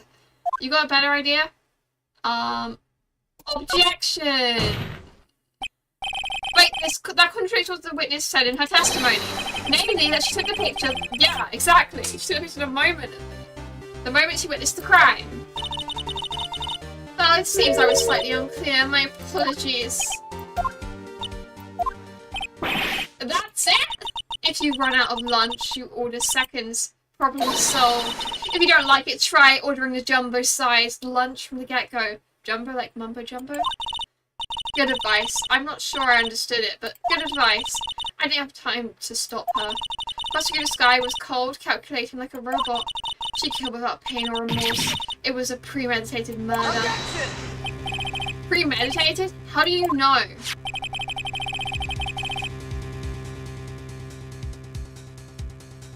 Yeah, it's just a dinner. Yeah, nitpicking to hell on that, but that's the strategy. It's like that one Jane animation video she made about Genji where it's like, Cal couldn't have killed... Linny couldn't have killed Cal because Cal killed Cal. And it just goes, dude, she's right. Look at the chief prosecutor's hand in that photograph. Well, are those gloves? Oh, that's why there's no traces. Like, oh, God. This is like the... I generally don't know how to think about innocence, like, at all. I'm seeing, like, zero contradictions, bro. Why would she have those on? If it was not premeditated, she would not be wearing those gloves. It was cold. I don't know. It was a fashion statement. Those gloves do seem to tell a tale of premeditation. Premeditated murder, a serious offence. Witness, add this to your testimony. Murder was planned, the rubber gloves prove it. Okay, we're gonna save.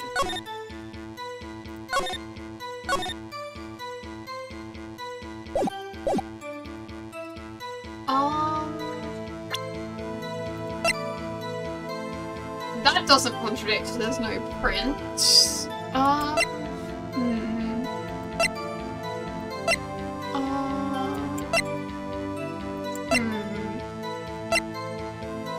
You know, I'm going to present it anyway. I just feel like it. Witness, do you know what this is? Are you trying to test me? I sell boxed lunches for a living, you know? See, it didn't seem like it was a contradiction, but I had a slight gut feeling. That's a knife. The knife. The knife that was in Mr. Edgeworth's trunk. Indeed, it is my knife. Swiftest case. The bloody the defendant is prosecuted for the district, right? Mum. Your prosecutors bad people? The defense has a request. We ask that the witness provide an accurate testimony. What's that, Rookie? In your testimony, you stated that Lana Skye planned this murder, and that's why she was wearing those special gloves. Seems like an actual conclusion to me.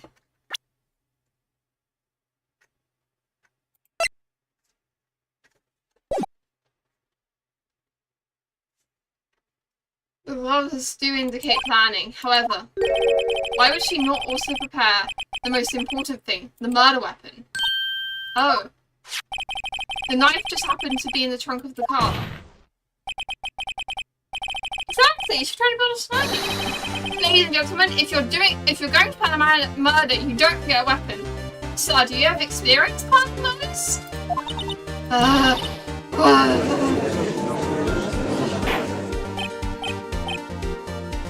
Order! Great, now the tide is turning in our favour. Great show, Mr. Wright. My sister is as good as free. I don't think that's quite how it works. Don't be wrong, there's probably 2 more days of investigations trials. Right. I believe the next lunch you'll be eating is humble pie. What? I hope you weren't deluding yourself into thinking that the tide had turned. Not over such a trifling detail. But this shoots a hole in the whole premeditated theory. Prosecution could care less if it's premeditated or not. The only one who seems to care is that lunch lady over there. The defendant, Lana Skye, murdered a detective with a knife. That is the only thing the prosecution needs to prove, nothing else. Very good, Mr. Prosecutor. I suppose you think you're clever now, but you know as well as I do. She planned on killing him. It was planned, and if it wasn't, why would she have been wearing? I believe I'd like to hear your testimony again. Witness, please tell us only what you saw and not what you thought. How dare you? My powers of deduction are not to be underestimated. Really now? Angel's deduction. Lana Skye intended to murder Detective Goodman. That's why she called the victim all the way to the prosecutor's office. I'm sure the chief prosecutor had a grudge against the victim. Nothing else could drive that human machine to plunge the knife in again and again. The victim was summoned from the police department to the prosecutor's office. It does sound a lot like premeditation, doesn't it? So if I order a pizza, does that mean I'm planning to kill the delivery boy? Yes. You can no longer order pizza. Ordering pizza is illegal. Never eat pizza again. The defense may now cross-examine the witness. Okay, we're gonna press her a little bit. And then figure out what to do. Hold it! You've said that, but you haven't told us how you know. That's what I'm saying. Well, that's what I'm about to tell you, Ricky. I believe what she just said was a mere prelude to the story she's about to tell us. Try not to interrupt her again. Ricky. She hates us, doesn't she? Never interrupt a storyteller. It's like putting a bun out. It's like putting a bun out of the oven half baked. Something's half baked, alright, and it's you. Try not to confuse the defense witness. They're not very quick on their feet. Oh my god. Now, why did you believe the suspect had intentions to murder the victim? Her actions speak for themselves. That's why she called the victim all the way to the prosecutor's office. I'm sure the chief prosecutor had a grudge against the victim. Nothing else could drive that human machine to... I forgot to press! God damn it. Okay. Obviously there's more, so I'm interesting. Let's go. That's why she called the prosecutor's office. Press. You have no proof that Miss Skye called him there. You have no proof that she didn't. Guard just went, nuh-uh. Mr. Edgeworth, thoughts? There was no record of a call made on the defendant Miss Skye's phone. She might have written him a letter. Come on, you could have tried public phone first at least. In any case, the victim came to the prosecutor's office where he was murdered. I'm sure he had a reason to be there. Witness, why do you think it was the suspect who summoned the victim that day? Why does she have a grudge? What kind of grudge? Well, I wouldn't know that. Of course you don't. That's because she didn't have a grudge. A rookie. I have a lunchbox here. Now, what's inside? How am I supposed to know? See, we agree. There's a lunchbox, but we don't know what's inside. A person's life is like a lunchbox with pretzels, don't you agree? I get it, that's why my lunch was so salty. My god.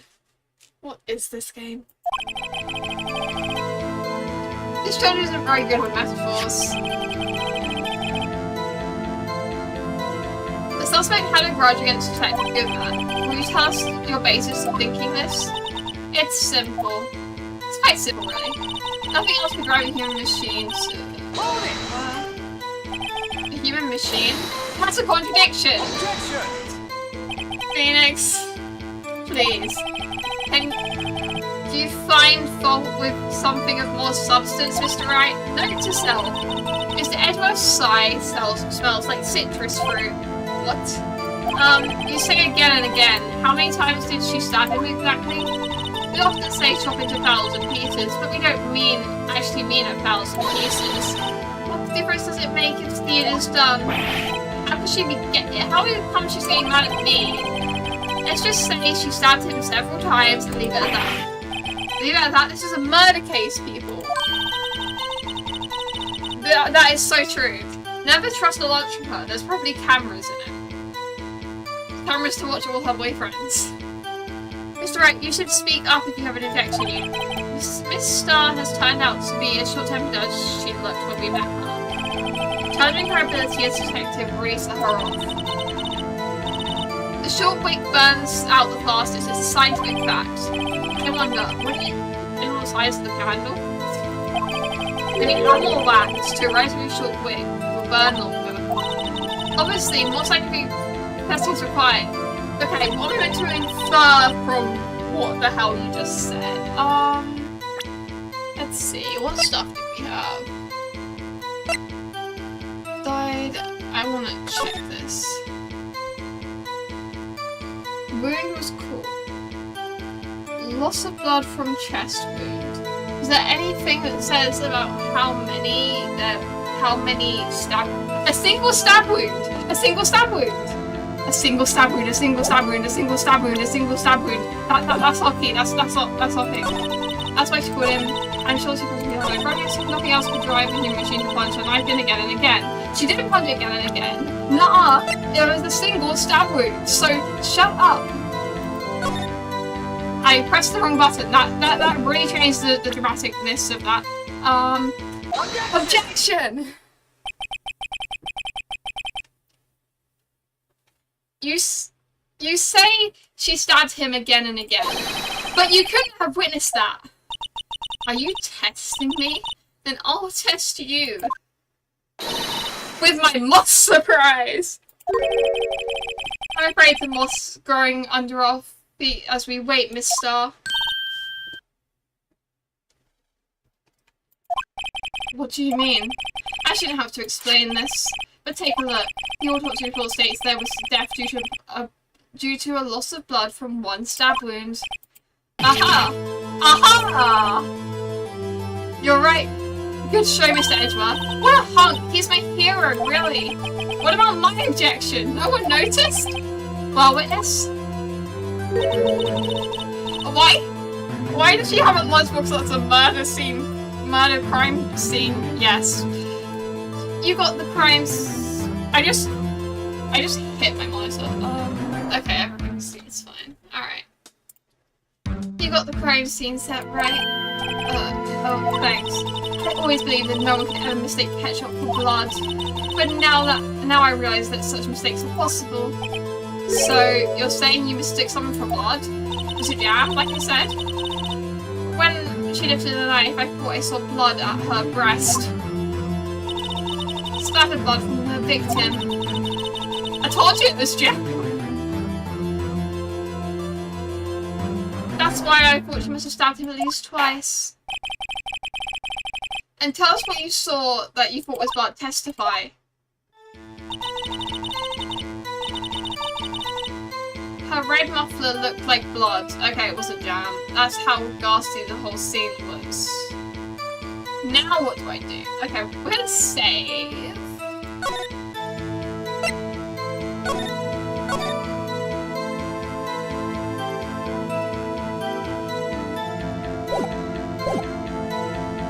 Her red muffler looked like blood to me. That's how ghastly the whole scene was.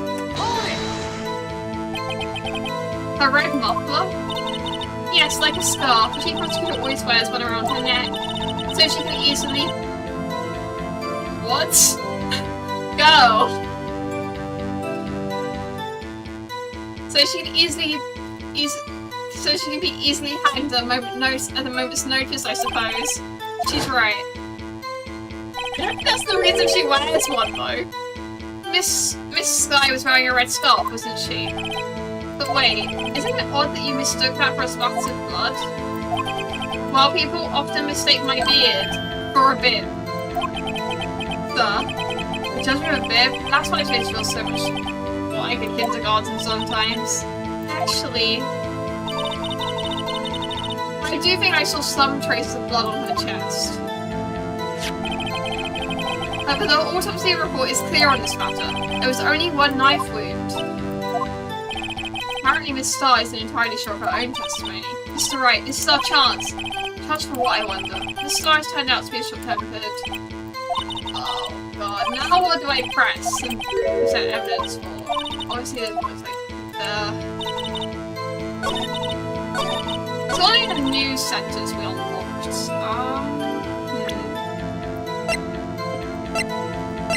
How do I disprove that?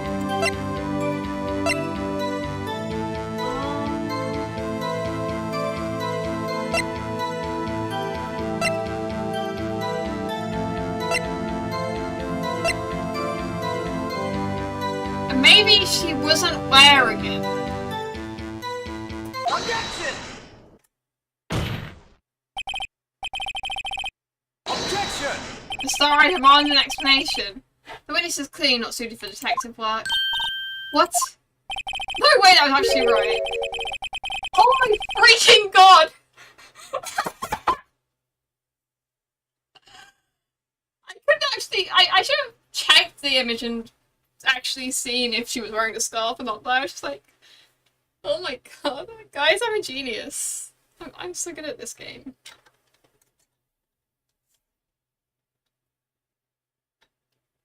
I'm incredible. The suspect was not wearing a scarf or muffler of any kind when she stabbed the victim. And you've proven it yourself. With this photograph, huh? But there can't be. Only a professional lunch lady could be so utterly clueless. Congratulations, perhaps you finally found your true calling in life. Bro. Edward is roasting her. Harsh words, but good. In the end, Mr. Edgeworth prevails. What was my objection? Chopped liver? But it was there. A scarf. No, not that, but something red, really. Well, now where are we? It was jam. The witness has given us an entertaining interlude, but back to business. What? Very well, witness, continue your testimony. You saw the crime and apprehended the suspect. Tell us about that. Very well. I do remember some things accurately, at least. You sure about that, girlie? Ultimately, we couldn't shake the most important part of her testimony. The most important part? The part where your sister stabs the victim.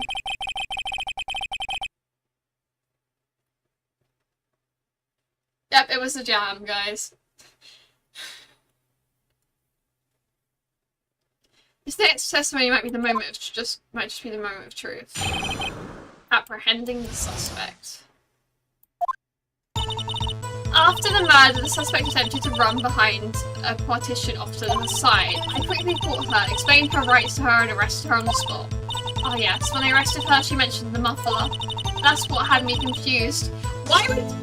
So she got arrested, and as she was being arrested, being like, you have the right to remain silent, anything you say may and will could be used against you in the court of law. And she just went, yes, I have a scarf. Okay, enjoy your farm. You know, every time you mention you live on a farm, I have to resist singing "Oh MacDonald Had a Farm." But yeah. It's just... So, she was getting arrested and she went, "Damn it, I'm not wearing my muffler." I don't know why I went with this accent, but she said, "Damn it, I'm not wearing my muffler." Oh, damn it. Only I was arrested while wearing my muffler. Or scarf, I don't know. That's why we included my earlier testimony that she prosecuted made an escape, but against Angel Star, resistance is futile. Huh.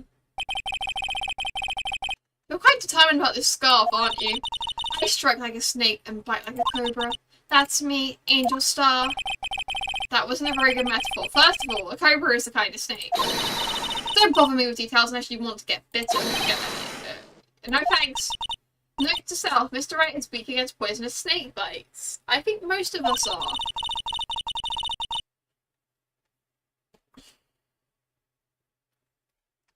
The chief prosecutor tried to resist, but her efforts were in vain. She knocked my hand aside, kicked over an oil drum. An oil drum? Hard to imagine. Oh, she's beautiful, but deadly.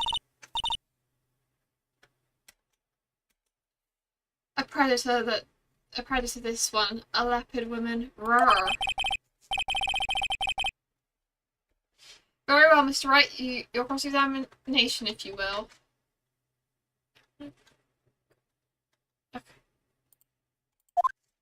Okay. Now I've got to disprove this bit. Apprehending the suspect. After the murder, the suspect attempted to run behind a partition to the side.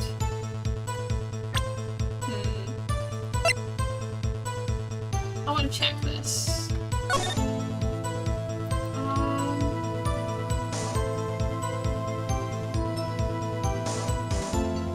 I feel like this might be the evidence, but I'm not sure how it is.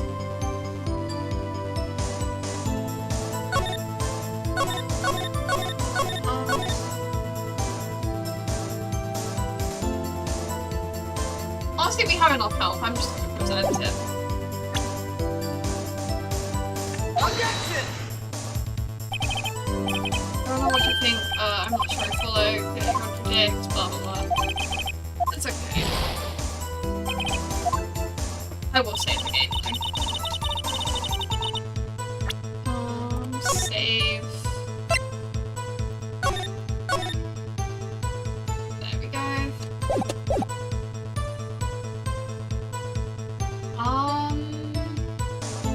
I guess we press. So, where is this partition on the floor plans? I thought you mean it's the wall next to the car. That's right. There was a wall there, about 6 feet high. She was obviously trying to hide herself, quite a natural thing for a criminal to do. And what did you do then? I quickly caught her eye and explained her rights to her and arrested her on the spot. Hold it! You say quickly, were you close to the suspect? As I just said, I was only 30 feet away from her the whole time. Are you going to press for more details?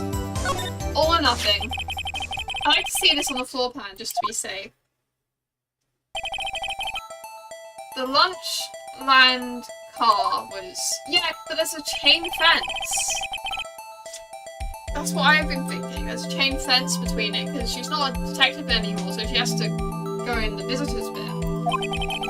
So you witnessed the murder from here. I'm making about 30 feet from the car. Yes. But there's a chain fence!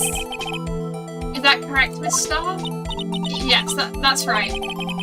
But there was a chain link fence in front of you. I went over it, of course. Amazing, the Copper Queen, lunch lady athlete indeed. It would have taken a little time to climb over the fence, so she couldn't have wanted my sister that fast. Yeah, the fence was about 9 feet high, too. How did Miss Sky not get away? Huh.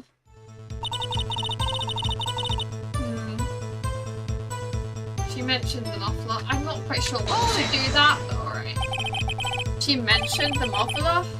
Or did she say? If I remember exactly, I would have told you in my testimony. Cheeky. Anyway, all I had to say was the word muffler. just that one word. So you heard what you heard wasn't the suspect talking to you, but someone else. Was it someone else? Yes. The chief prosecutor was talking on her phone. Her phone? She can't mean. Ask further. By phone, do you mean his cell phone discovered at the scene of the crime? Yes. Ultimately, my memory is like salmon heading upstream, you see. No, the court does not see, Miss Starr. What do you mean you don't understand the metaphor? The chief prosecutor first attempted to use the phone hanging on the wall. On the wall? That's right. Near the car, there is an emergency phone on the wall. Apparently it was out of order, and so she used her cell phone? Indeed, the emergency phone was out of order that day. Good witnessing, witness. Good witnessing. That's certainly a sentence. Whatever happened to good testifying? You should of course add this to your testimony. The things I do to please this rookie defense attorney. On a cell phone updated in the court records. I saw it all how she tried but had to use her cell instead. I thought it has to be something to do with this.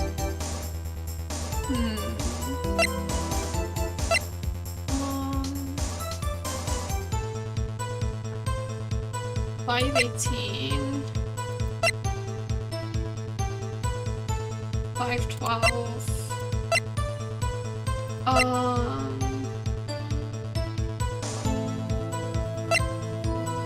want to check this.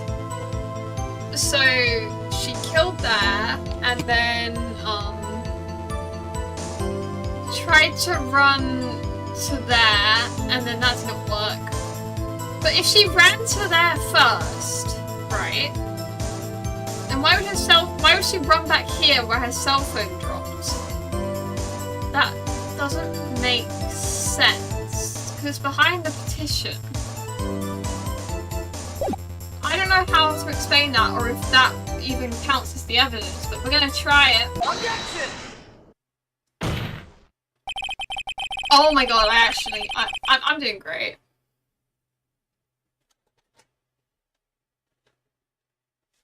So wait, every time I check OBS, my face is like fully on screen, but when I look at my phone, it's cut off slightly. I don't quite know why. Oh, it's just... I think it's just how my phone... No, it's... I don't know. It's whatever. I don't know why my sofa's like shrunk. I guess I'll have to figure that out, but... Yeah. Or I could just put this other pillow I have there, and now I'm even higher up. Yeah, okay. That might be better. Miss Starr, I have to conclude that you have a personal grudge against Miss Lana Sky. Objection! The witness is a former detective. Her testimony is unmarred by personal bias. Oh, who would have thought you would be my knight in shining armor, prosecutor? You who, together with the chief prosecutor, kicked me out 2 years ago. Oh, she is biased.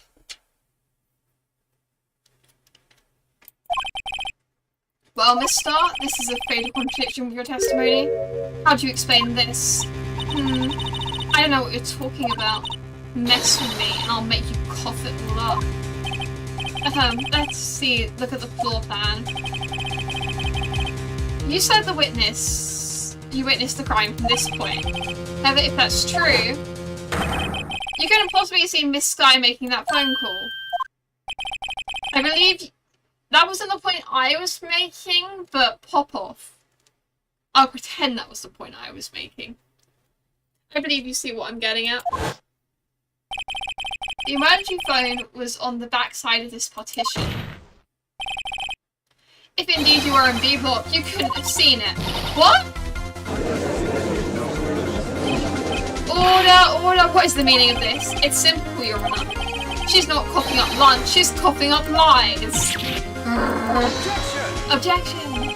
That's quite plain, Mr. Wright. Perhaps you would allow me to question? tell us exactly what lie the witness has told the court.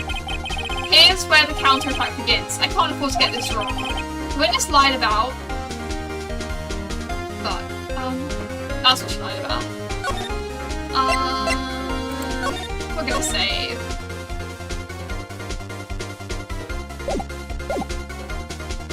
The witness lied about what she saw, where she saw it, the order of events. What she saw? She lied about what she saw. In other words, she didn't see Miss Sky using the emergency phone. It does seem hard to imagine how she could have. Very logical. What's the matter, Star? Cat got your lunchbox? Mr. Wright, I hate to bother you while you're celebrating your victory, but why would Miss Star lie like that? Huh. Why would she say that my sister had tried to use the phone but failed? It doesn't make any sense. Why lie about something so insignificant? That's a good point. Oh, dang, she's right. I mean, maybe she really did see her try to use the emergency phone. I see no room for doubt here. You ordered the pitoni and on rice, right? Mr. Wright, I thought you had something there. Well, I'm sorry. She lied about the order of events. She lied about the order of events. This guy used the emergency phone before the murder. I see, I hadn't thought of that. That took the wind out of her sails. Mr. Wright, I hate to... Okay, well, we're gonna write next time. You ordered the orange pill lunchbox, right? I guess that's...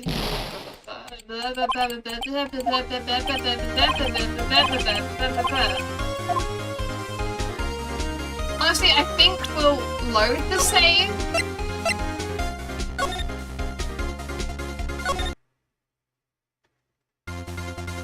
Because I want my health. Where she saw it. This guy tried to use the emergency phone, but it was out of order. What is insignificant about this fact? Nothing. Therefore, it would be pointless for Miss Star to lie about it. Pointless to lie? I see. If anyone this did actually see Miss Star using the emergency phone, it would mean Miss Star witnessed the crime from a different location. A different location? That was a pointless lie if I've ever heard one. Before you call my lie pointless, at least let me tell it.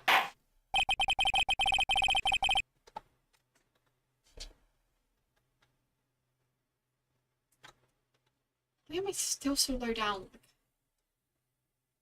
I don't understand OBS and YouTube and anything, but you know, it's fine. Let me ask a question to our clever wordsmith, Mr. Wright. Just where was the witness when she saw the crime? All the testimonies we've heard until now points in one direction. Because the crime was here.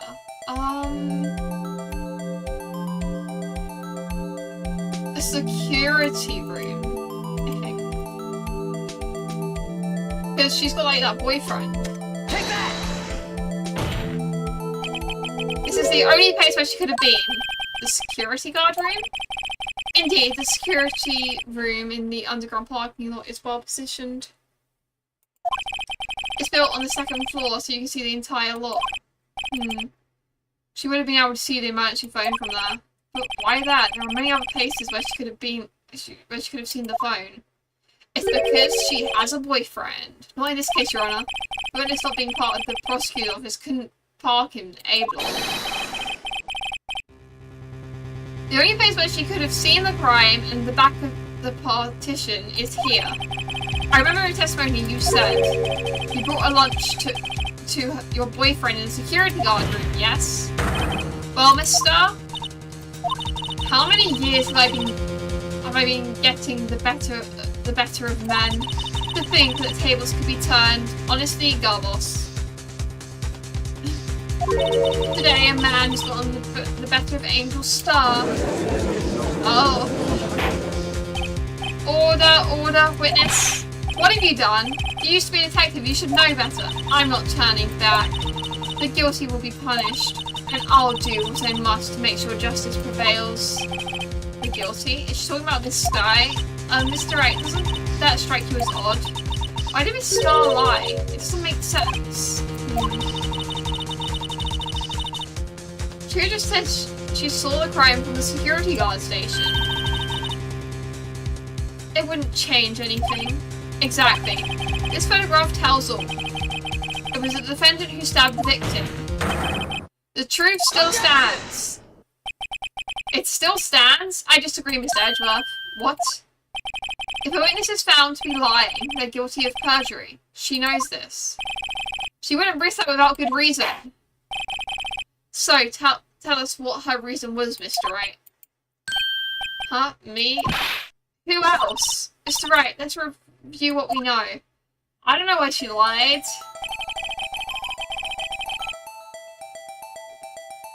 Miss Starr witnessed the crime from the security station. But she lied and said she saw it from B block. It must make a vital difference, but what? What would change? Angle viewing the crime. Distance to the crime. Difference in lighting. Angle viewing the crime? Why, the angle at which she saw the crime occur would change. The angle? What do you mean? Well, the security guard station is on the second floor, and, she would have a sort of a more 3D view of the crime. And this is important. Why? How would you like to reconsider, Mr. Wright? Okay, we're saving the game. Mr. Wright, let's review what we know. Star witnessed the crime from the security guard station. This is where we save.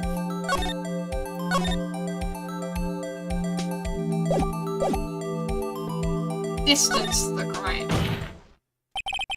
It changes the distance between her and the crime scene. Making donuts, Mr. Wright, but one look at the floor plan is quite clear. Is it really changes the lighting? Alright. Distance between the scene of the crime and the guard station is 30 feet. I don't see how that would change what she could see. What she saw is not in question here. What matters is the time it would take her to reach the scene of the crime. Miss Starr, you witnessed the crime from the security guard station. Now, how long did it take you to go from there to the scene of the crime where you arrested Miss Sky? Well, that was correct, so... well, witness... you... yes? You ordered the squid rolls, right? Quality of my lunches has gone from low to an edible. I was bringing a PB&J lunch with fresh boysenberry jam to my boyfriend. Boysenberry for the boyfriend. He wasn't in the station, so I waited. I witnessed the crime from the glass wall station.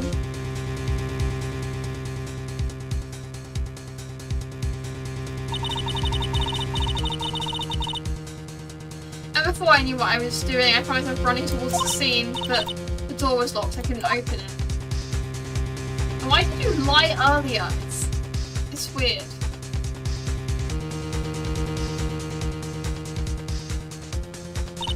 That's why I had to go through the visitors' parking in the B block. That's quite a detour.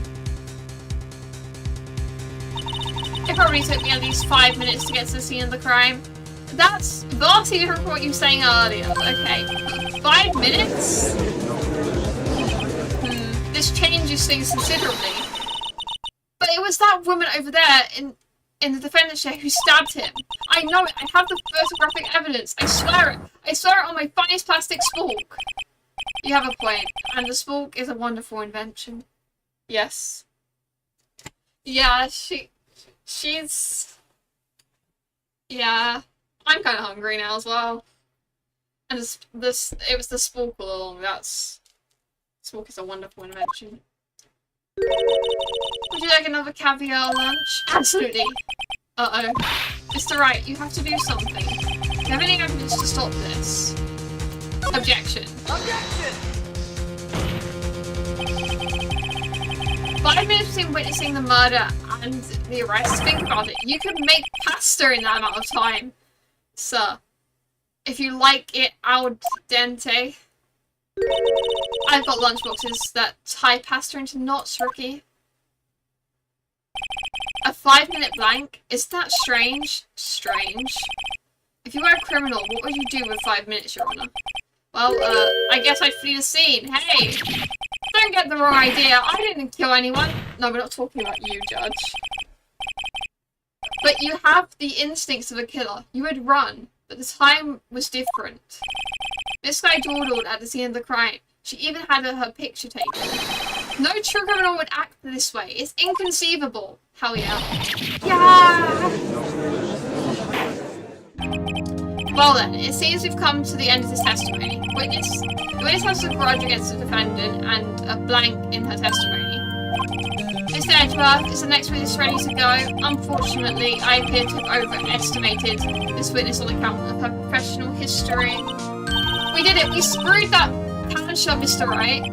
That was too close. I'm afraid that the cough-up queen has been dethroned. And with that, court is adjourned. Woo! Oh, no. Don't hold it. Unhold it. Mr. Edgeworth, you ordered Squidward's, right? That's the one she tried to foist off on me. I prefer to not take the defense team's leftovers. Damn. Anything else to say? I might be able to save you. I have decisive evidence. Go! Where are you hiding this decisive evidence? What was that? Is this another one of her trick lunchboxes? My apologies, but we have no further questions to ask of you, Mr. Is this your jumbo lunchbox? Like Mumbo Jumbo? Woohoo! A triple decker! Out of deference to the witness's determination, Did you just get bribed with your lunchboxes? Sir. I'll allow one more testimony. Let's hear about this decisive evidence. Like the lunchtime motto says, she won't be disappointed. What's she going to pull out of her lunchbox this time?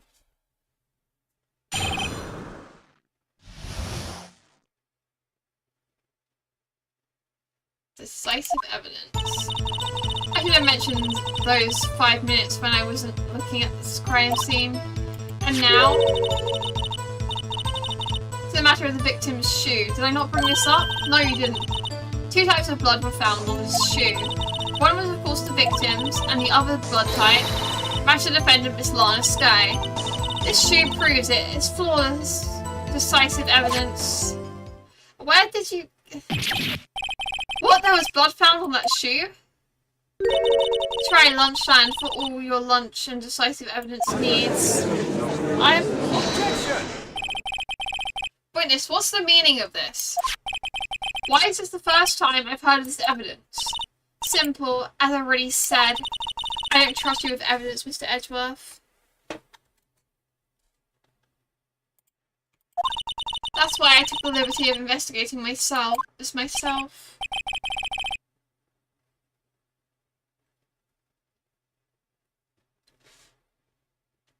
And you had blood tests performed? Didn't I mention? I have 3 boyfriends in forensics. Of course. In any case, Your Honor, I can't accept this as evidence. What? You must know the 2 rules of evidence law. Rule 1. No evidence shall be shown without the approval of the police department. In other words, this shoe is illegal evidence, at least for the time being. Isn't that right, Mr. Wright? It seems so. Edgeworth sure is celebrating. Not so fast, Mr. Edgeworth. Don't forget, I used to be a detective. As I mentioned previously, this shoe has already been tested by a member of the forensics department. As you can see, it was approved by the police department as of today. My god, even the general public can produce official evidence, Mr. Edgeworth. Is that right, Mr. Wright? It seems so. Edgeworth is doing pretty solid. You could at least study some evidence law, really.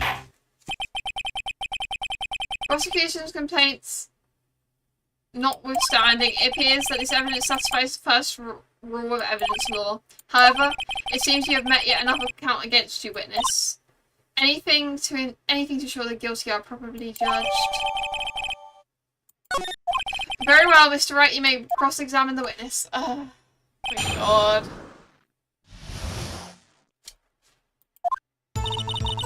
This is where we save the game.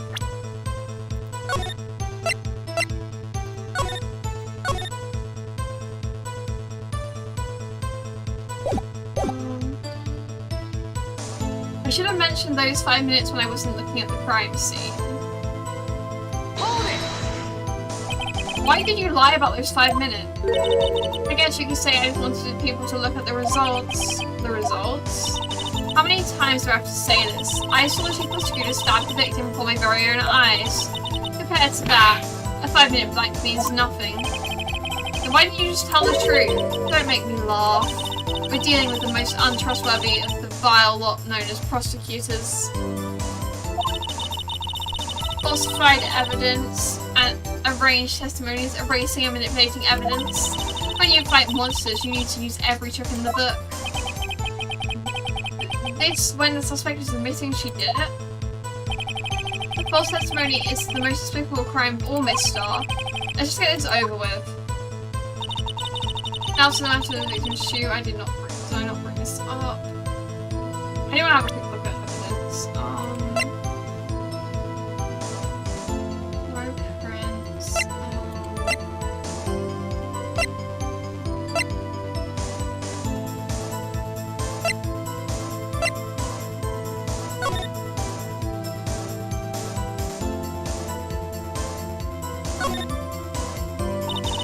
Blood, it's my sister's, right? It appears so. Lana's right hand was bandaged when I saw her in jail. She must have got all the time the crime process. Okay,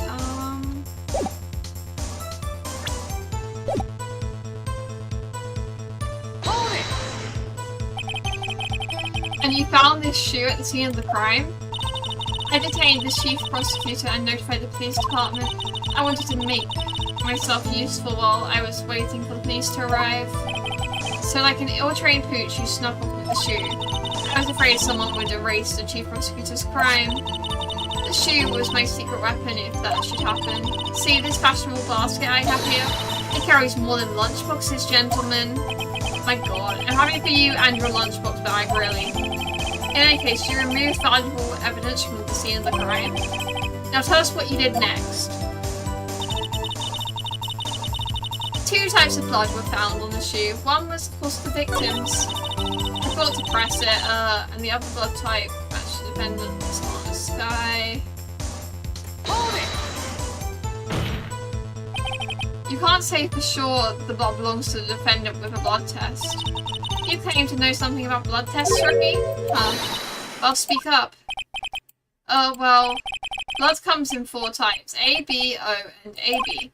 However, you can't tell from a blood test whether a murder was committed in cold blood. That's just a figure of speech, Mr. Wright. Actually, we can differentiate between a million types with all the blood tests out there, which means that we can more or less narrow any sample of blood down to just one person. Or so I hear. That's pretty specific.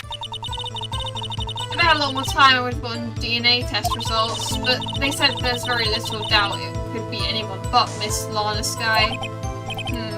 The suspect's blood was found on the victim's shoe. That ties her directly to the death of Detective Goodman. I was afraid he was going to say that. It shoe proves it is flawless, decisive evidence. Not really, but I can't let this evidence go through without a fight. You ordered the peppered fish guts, right? Some like it hot, Mr. Wright. Some like your client. She's in enough hot water to make a whole vat of soup. Mr. Wright, do you or don't you have a problem with this shoe? A problem? This is critical. There's a problem. There's a problem. There is a problem. If I'm not imagining things, I don't know what the problem is, but there is a problem. I say there's one critical problem with this evidence that's a clear contradiction. That gleam in your eyes. You're still young, rookie. I give you a peppered fish gut now. But you couldn't take the heat, could you? My god. Let's hear what Mr. Wright has to say. What is contradictory about the victim's shoe?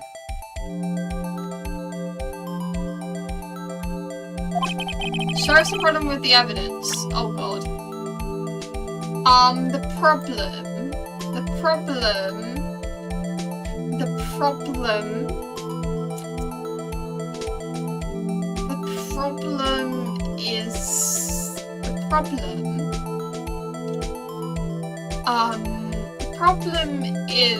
that the victim's blood is on the bottom.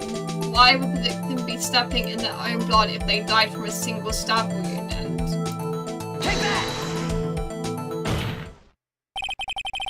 I wonder if you noticed. There's blood on the bottom of the shoe. Don't mess with me, Rocky. Or it'll be your blood on the bottom of my shoe. We're gonna save just in case.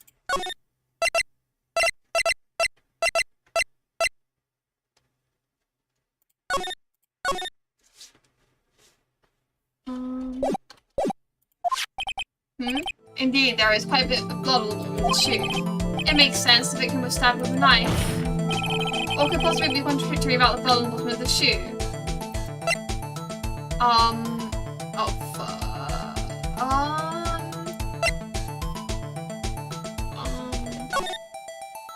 What's the blood from chest wound? Wound was caused. I don't know how to say my point.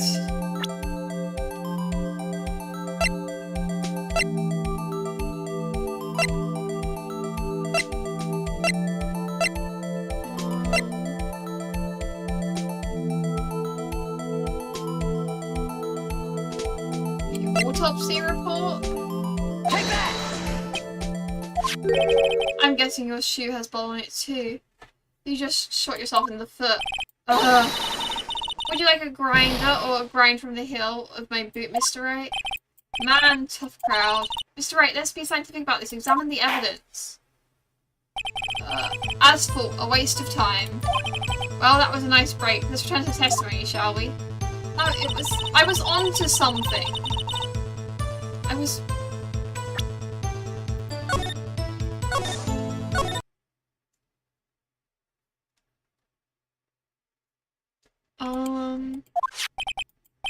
Indeed, there's blood on the bottom of the shoe. It makes sense.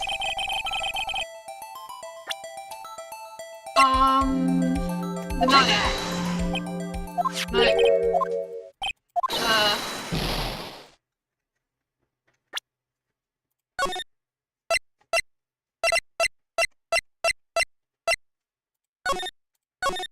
I'm onto something, I think.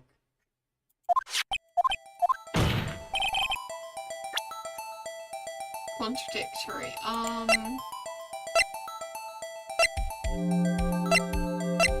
Or am I just going down a rabbit hole? It doesn't matter. This is the only other thing that I can think is evidence. I need to actually present it. But... Take that! Okay, that's it. The problem lies in the footprint. The footprint? Though the bottom of the victim's shoe is covered in blood, then isn't it strange? Why weren't any bloody footprints found at the scene of the crime? Aha! As you can see, there were no traces of any such footprints at the scene of the crime. That contradicts your claim about the shoe. This picture only shows part of the floor, so there could have been bloody footprints. Then where are they, Mr. Edworth? Because we checked the scene and found nothing of the sort. Oh yeah. Order, order. Oh, witness. What? Huh? Keep going, Mr. Wright, but... It's true the lack of a footprint is a contradiction. But then we have to ask, why wasn't there a footprint? Oh, that's true. That's no reason why there wasn't a footprint. Think, Mr. Wright, think. Hey, I don't know why it's not there. I'm just not good at finding contradictions. What?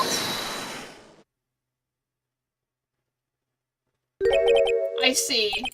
Now I get it. Get what? Our witness is more devious than I gave her credit for. We were hoodwinked to the very end. But she slipped. There was one vital hint to the truth in her testimony.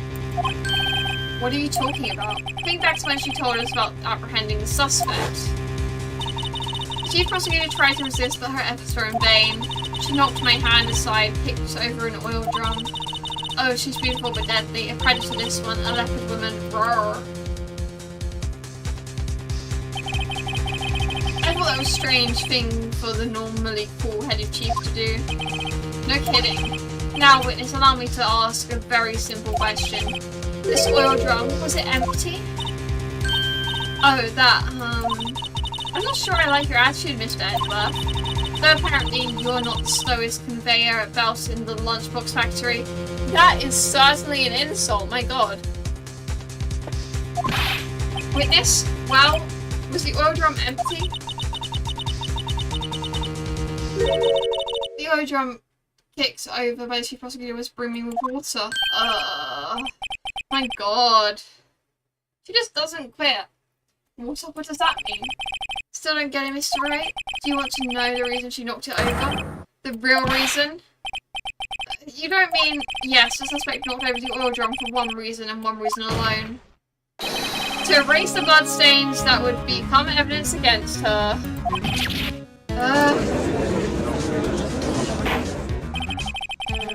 That ties things up quite nicely. The bloodstains left on the victim's shoe tie her quite clearly to the murder. And after the deed was done, she knocked over the oil drum to erase the telltale signs. Why, that's the prosecutor's specialty, erasing evidence. That reminds me, this guy's right hand was hurt. Didn't you say she cut herself when she stabbed him? So that's when my sister's blood got on his shoe? Well, I see no reason to prolong this trial. Mr. Wright, do something, please! What can I do? Your sister has confessed the crime, and she tried to conceal it, but... Enough. There is no need for further debate. The verdict, Your Honour? No. Very well, but Angel Star is on the prosecutor's side. She could have been lying about the water. This court finds the defendant, Miss Lana Sky. Did I just go down an entirely wrong rabbit hole? No, hold it. Hold. Little girl. What did you just say? Oh! Oh, Emma just... Did I hold it? Huh? Me? Did you say that I, Angel... Oh no, it was Angel... That I, Angel Star, was on the prosecution's side? Well, yeah, you are. You're saying my sister hid evidence by erasing the bloody footprints. Well... I thought you'd had your fill, but here you are demanding a second helping. Another lunchbox. A lunchbox called evidence. Wait, witness. Don't tell me you have something else. The time for deliberations has passed. Any further comments and you'll be held in contempt of court. Your threats don't scare the pop-up queen. Look at this. A photograph? I had it just in case anyone had the balls to suggest that the white shoe didn't belong to the victim. I see no room for error in this evidence. Mr. Wright, wait, look at the asphalt in the photo. It is clearly wet. Yeah, that's not a good sign. Erasing the last trace of doubt from the court's mind. Immediately after the murder, the crime scene was washed with water. I'm sorry, Mr. Wright. I guess I couldn't help after all. It's not your fault. I knew I couldn't win this case from the beginning, and it seems like this is what your sister wanted anyway. There's gotta be something we can do. I'm sorry, Mia. Right, wet or not, don't be so quick to throw in the towel. Get yourself up off the asphalt, take another look. Don't give up. On to the bitter end. This is the last piece of evidence. Very well, this time I'd like to declare a verdict for good. No. Objection! Yeah, hell yeah, objection. Your Honour, wait. What is it with you people? Can't I hand down my verdicts in peace anymore? No. Whatever it is, can I wait? No, it can't. Then it'll be too late. Look at this photograph, the last one submitted. This trial isn't over until we give each piece of evidence proper consideration. I'm gonna save. I'll save it here.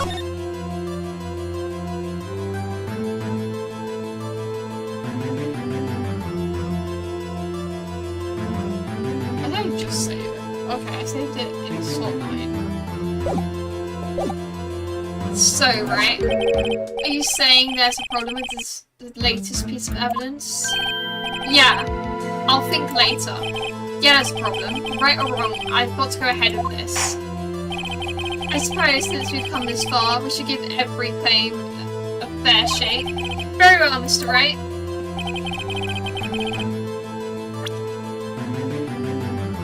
Okay. Now then,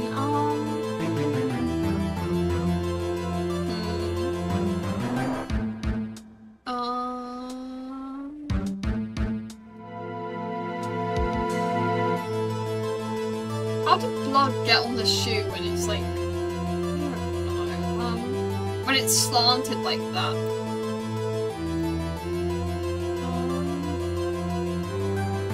I don't know how to say that, but like, how did blood get on the shoe when he's laying down like that and the shoe's down there?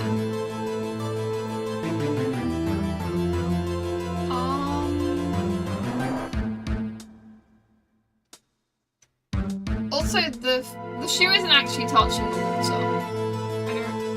No, of course it isn't. I don't know what I'm saying.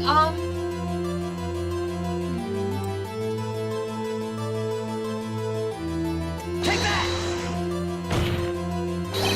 Well, it's probably here, don't you think? Oh my god. Let me give you a piece of advice. When you point at something, at least remember to keep your eyes open. I think he's trying to say another thing of a boss, Mr. Wright. Open your eyes, Mr. Wright. Think scientifically. I suppose since we've come this far, we should give everything a fair shake. Okay, give me another chance. Show the what the problem is with this photograph. There. Well, it's probably. Oh my god. Oh, at least remember to keep your eyes open. I believe he's trying. Yeah, I know. We'll get there eventually, guys. Don't worry.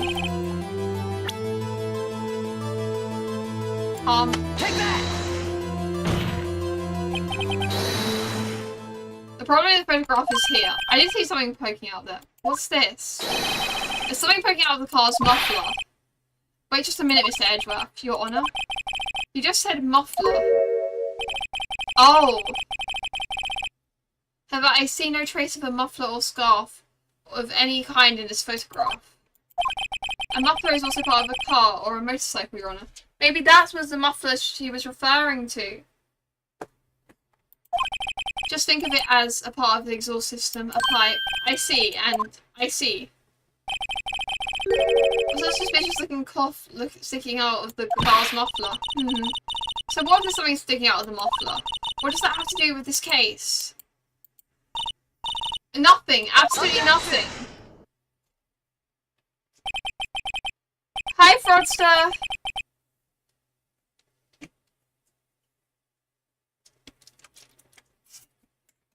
Sorry, Miss Starr, but it's not going to be that easy.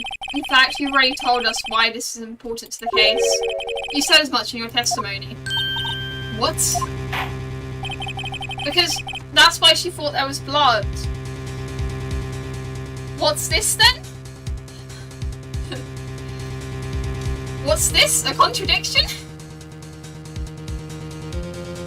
Let's hear what Mr. Wright has on his mind. Tell us what you think this piece of cloth in the muffler is related to the case. The blood stuff, but how do I say that? It's related to the fact that she thought there was blood, so I guess it'd be this picture. That's the wrong button. Take that! Take that! We're gonna save the game, because I feel like this isn't gonna go well.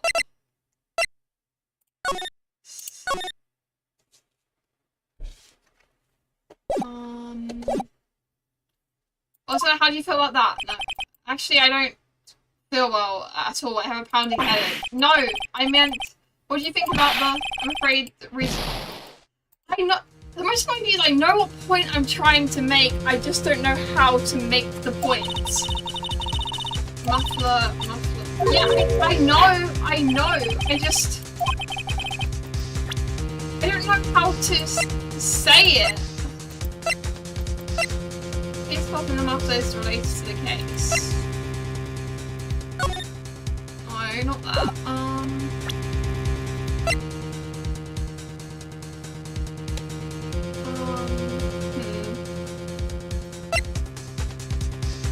Oh, that! I should have read the evidence more clearly. I forgot that they updated the phone stuff. My bad. Miss Starr, record your testimony for the court. Yes. When I arrested her, she mentioned the muffler. That's what had me confused in my testimony, in my earlier testimony.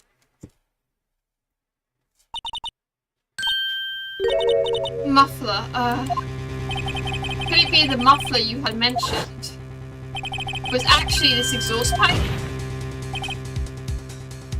If so, that means this piece of cloth is vital evidence. Oh. She's having a breakdown.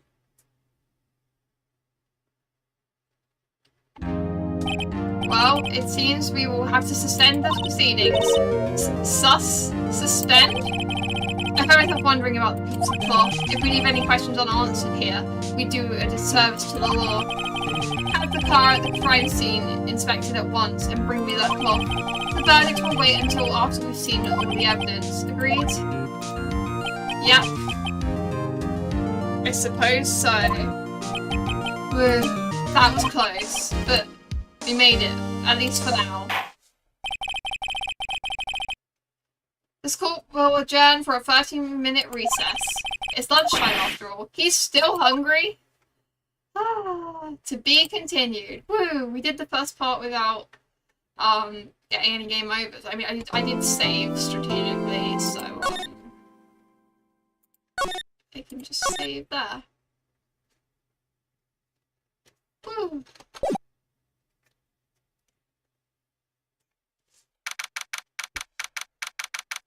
February 23rd, 11:56, District Court Defendant, Lobby number 2. Mr. Wright? What? Are trials always like this with you? Like you're swimming up from the bottom of a lake, about to reach the surface?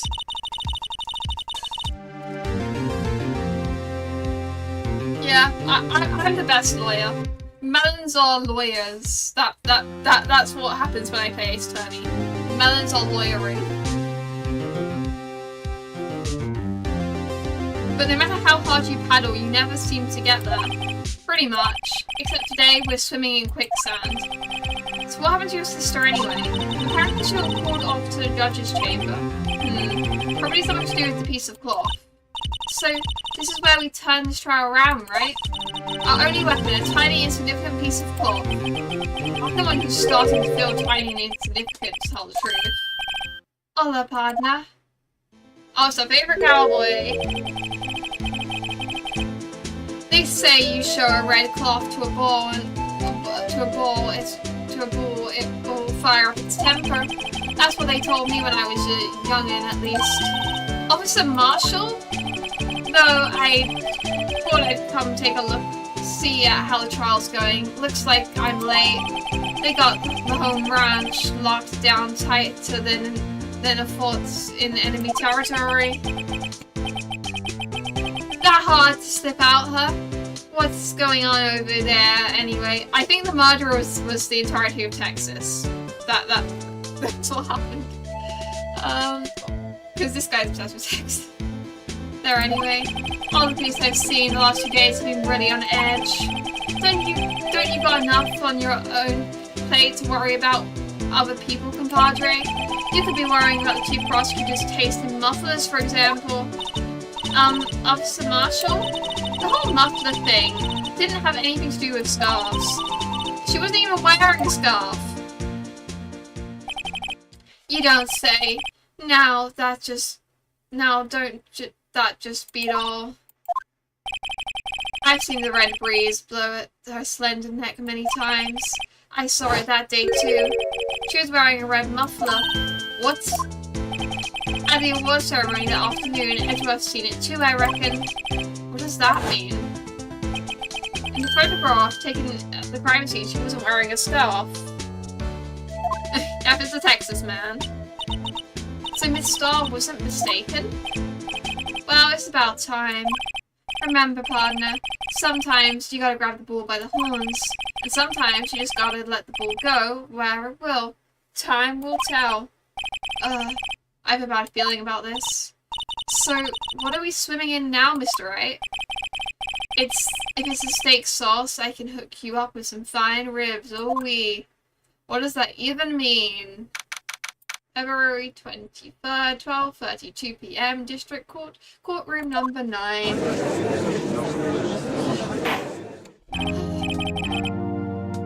I'd like to resume.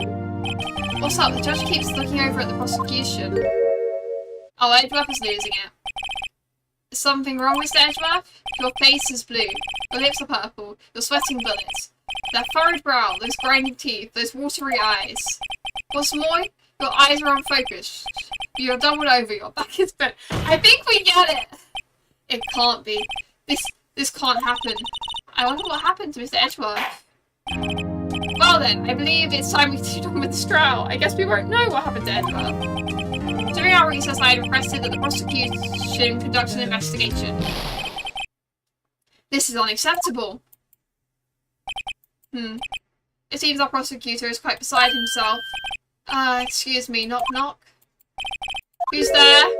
Who are you? He reminds me of an owl. I can't explain. I don't know. He just, what's with this guy?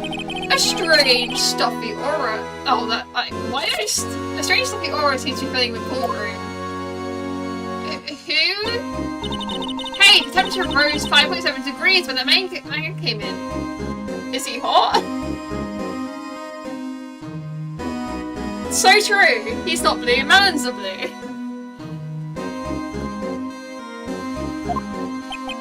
Who on earth is he? Ah, it's you.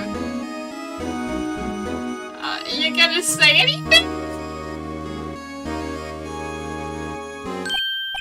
Oh ho ho! Hee hee hee!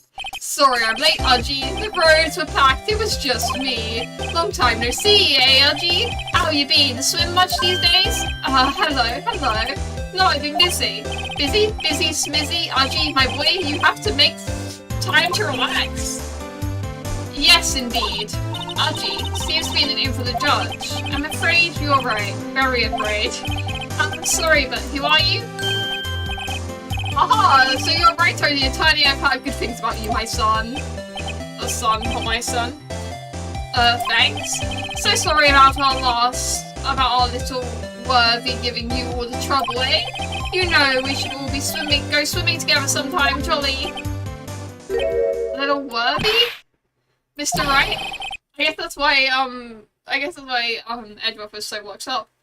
You don't know the district chief of police? Well, he's certainly a character. Chief of police?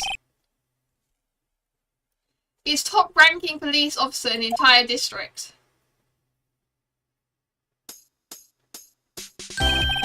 Name's Gaunt, Demon Gaunt.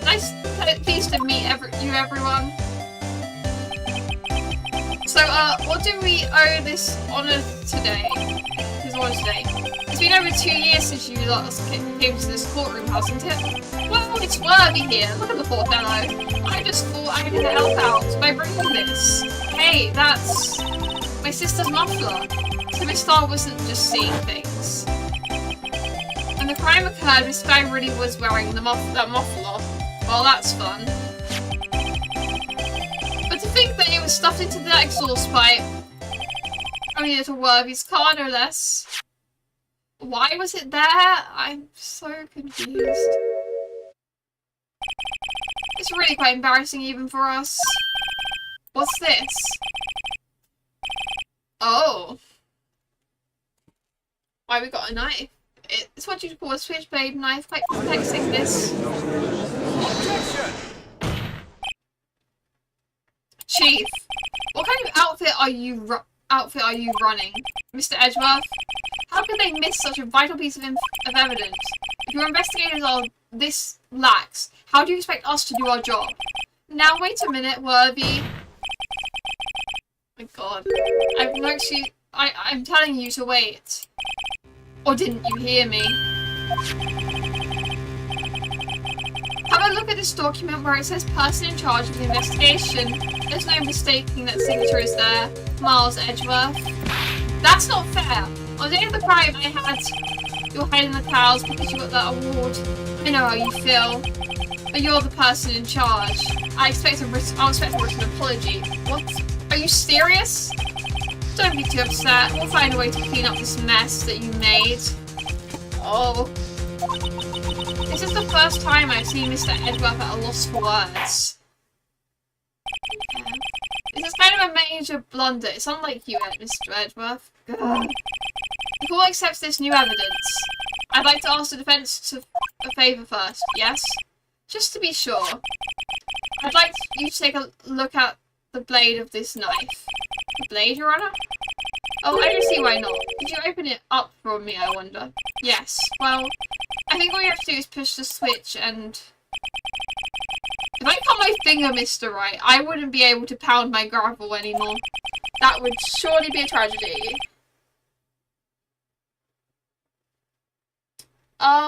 We're at like the second, like the court adjourned because there was a scarf in the exhaust pipe or something, and so it adjourned for 30 minutes, and now we've met Gaunt, and there's a switchblade, and Miles was losing it a bit, and yeah,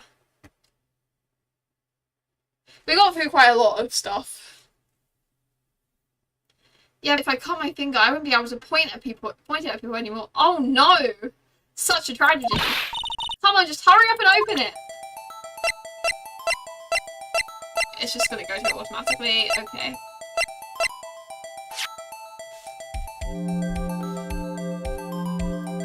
How does one open a switch knife? I don't use, I guess, the button. Oh, it's got blood and is chipped. Oh, don't scare me like that. I'm the one who's scared. Look at the knife blade. The tip is broken off. And this dark red stain. Blood? Oh. Switchblade knife added to the court records. This does not excuse the actions of the police department. I'd like to hear an explanation from the chief of police himself. I'm terribly sorry, but can I ask you to testify for us about the split between the prosecutor and the police and this knife? I'm not sure the relevance. I'm very confused, but you know, it's fine. Sure thing. Not a problem. Not even a little one, really. I am going to be ending stream soon, by the way. I think I'll... I don't really know a good place to end it, because... Department in disorder. It's like it's special, but I can't say how here. I think we'll get our next contradiction.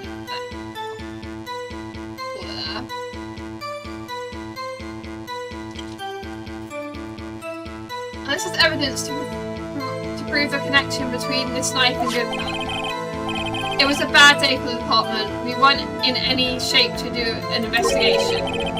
A detective was killed at the police department. See, what a mess. The time of the crime, 5:15. Scary coincidence, eh? It's not officially linked to this case, so I can't talk much about it. Huh. There was a murder at the police department, detective? Oh, that's hush-hush information, Archie. We haven't exactly announced it yet. Wait a second, you said 5:15. That's the exact time that Detective Goodman was killed at the prosecutor's office. What is happening? Order. Anyway, we at the police department, we're all flustered, as you might well assume. We're in the middle of a top secret investigation. Don't tell anyone, okay? I think we understand the police department's situation. Well, Mr. Wright? 2 detectives killed at the same time in 2 different places. That's suspicious. Chances of that are really slim, scientifically speaking, of course. I'd like to exercise my right to cross-examine the witness. Very well, however, keep your questions focused on the case at hand. Okay. Department in disorder. Ooh. The knife is special, but I can't say how here. Excuse me, special? Hard to come by this particular knife anywhere here. Might that special thing be the store tag? Oh, sorry, Wright, but I can't say that now. Not that. Not now that. We established that the knife in Goodman's chest was this knife. Now, why was there another knife at the scene of the crime? That's quite a mystery. And like a mystery, it's wrapped in something, a muffler. Is there evidence to prove a connection between this knife and Goodman?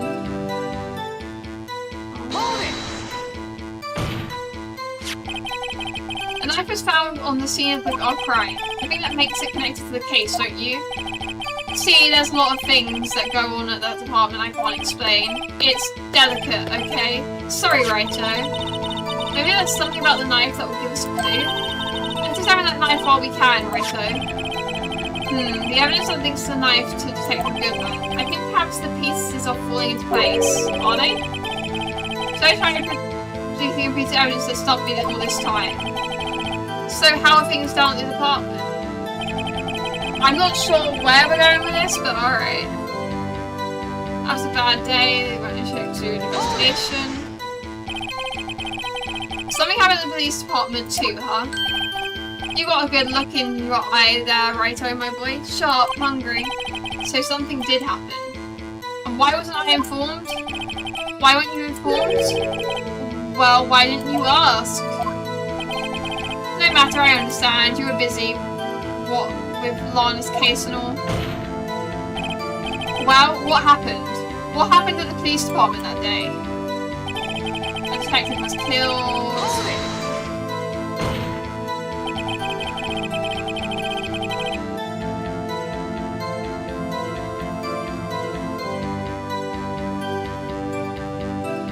On the same day that a detective was killed, in the prosecutor's parking lot.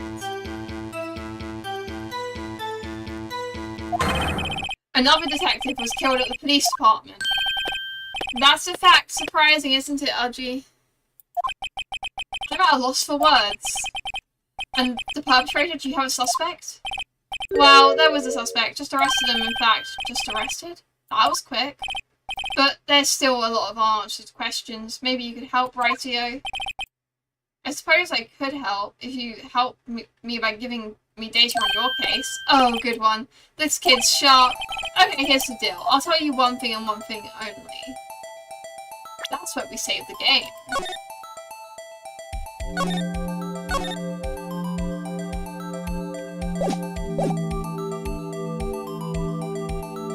How the victim was killed. Well, how was the detective killed? How was he killed? Now that's the interesting part. It was what we in the force call a stabbing with a knife. Here we call it shanking, definitely. It was a scrap. A knife? That's exactly the same as Detective Goodman. That's the spirit we're cooking now. But you know, that's not the only thing that was exactly the same. The time as well. What do you mean? There were more similarities between the two cases than the cause of death. It seems like I'm going to have to press this a bit harder. Hold it! 5:15, but that's when Detective Goodman was killed in the prosecutor's office. What? Funny, isn't it? A murder at the prosecutor's office, at the prosecutor's place, and a murder at our place at the very same time. What are the chances? Not very likely, that's what chances are. Coincidence? This is just my gut feeling, but I'd say there's a 0.001% chance of that happening. Chief Garm, please tell us more about the incident. It's not officially linked to this case, so I can't talk much about it. How can you say there's no connection? How? Because I'm chief of police. I can't just say anything I please, Raito, you understand. Try to understand, Raito. Well, if you can prove there's a connection, more power to you. Maybe there is something that ties the two murders together. The time and the way they were killed. Whatever it is, I better find it fast and get to the bottom of this. Two detectives were killed at 5:15. One at the prosecutor's office and one at the police department. That can't be a coincidence. And the knife. What was it doing there? I better check this knife out. Okay, the knife is clearly. The knife is special, but I can't say how here.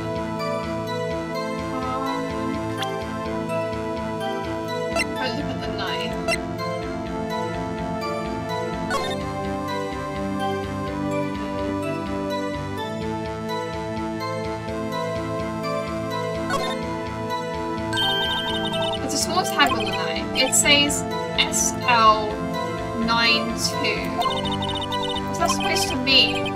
I'm not sure, but it reminds me of a similar code. The code we found in the on the floor. Oh, DL6. That's what I was looking for. Maybe it's a case similar? That's weird. What? I don't remember where. I think I've seen something like this before. Something similar to what was written on this tag, and it wasn't longer either. Wait, maybe it is the thing I was talking about. It says...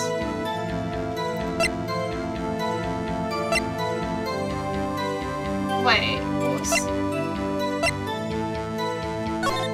what's on the tag? SL92. Okay. If we look at it upside down, SL92. That's all there. I knew there was something upside down. I just knew it. I knew something upside down. I was... I don't know when to put... Do I present this now? Where do I present it? How do I... I'm on the right track. I just don't know how to prove my point. It's so annoying.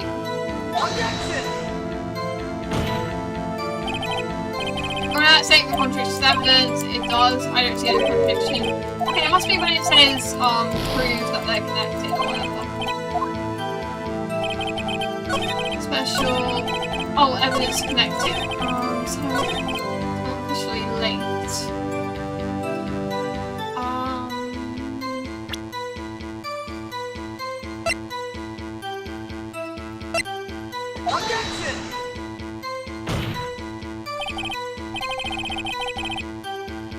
I've learned, well, from other games that upside down stuff is important. Okay, I guess not there. Alright. We need to save the game because we're going for a health bar so quickly.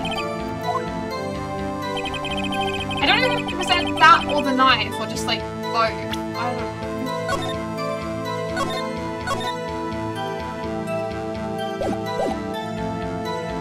No, I'll try present the knife. Yeah.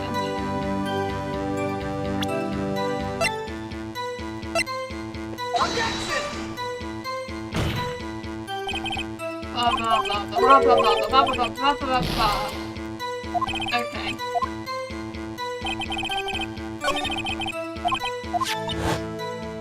Yes, I know what I'm doing. I just don't know how to. I guess I present the knife here. That's the last thing I can think of.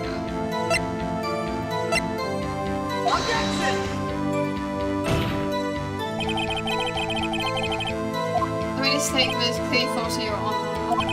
I'm sorry, but I can see nothing faulty. Penalized you, Mr. Wright. Oh my god, no, I'm on the right track. I just don't know how to explain it.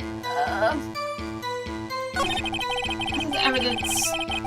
Oh, it's obviously this bit. I don't know if it's... Do I have to show the knife or the, I guess it'd be the knife. Oh, it was the other thing. Oh my god. Yeah, no, we're just going to ignore that happened. Oh my god, wow, that's crazy.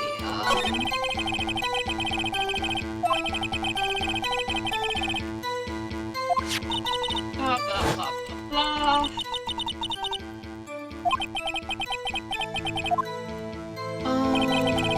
Special I can't see how, unless there's evidence of a connection.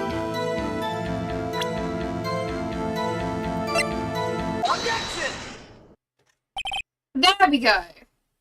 The most annoying thing is when I'm on the right track, I'm completely right, I just don't know when to present it or how to prove my point. Wait a second. At last, an honest and to goodness objection. This knife, it has to have something to do with Detective Goodman. What do you mean? Ah, an honest to good, what do you mean from the Udgy? From Udgy, this is great. Look at the tag on this knife. It reads SL92. And this is important. Why? Over here we also have a memo that was written on the body of the victim. What's this? 6 minus 7S 12/2. Your Honor? It's upside down. Hell yeah. I'm so smart. I've learned so well from Danganronpa and that one Layton game I've played. My intuition's on point. Like, the first time I saw that note, I thought something like, it could be saying something upside down. But I looked at it and I was like, it's not a word, so maybe not. But Your Honor, it's upside down. Upside. The printed name on the memo makes it look like it's the right side up. But turn it around and what do you get? SL9. Hell yeah.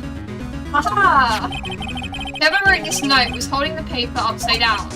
SL9. That's the same thing as it was written on the nice type. Hell yeah. Order. Well, Chief? Oh, well, I guess the cat out of the bag. You win, Righto. I win? What game is this guy playing?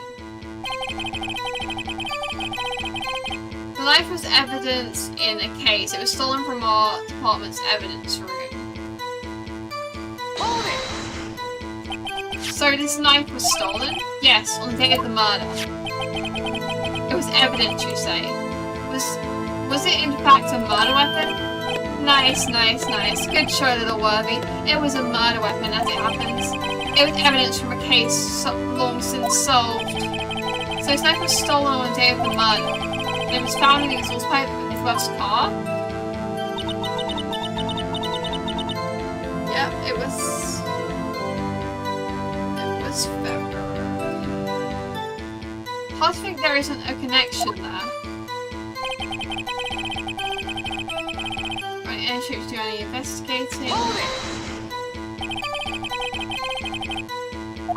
Yeah, we already know. So something that happened while I was on it before. We already. What are we meant to show now?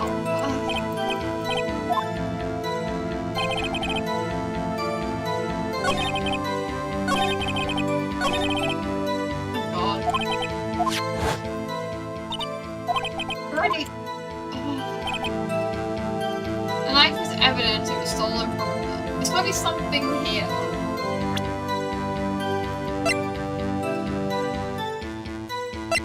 I'm not sure what.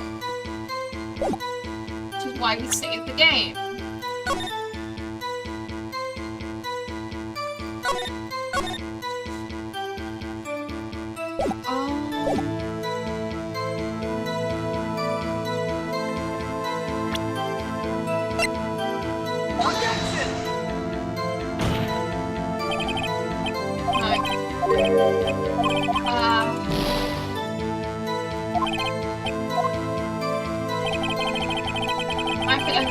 Stolen from the department's evidence room.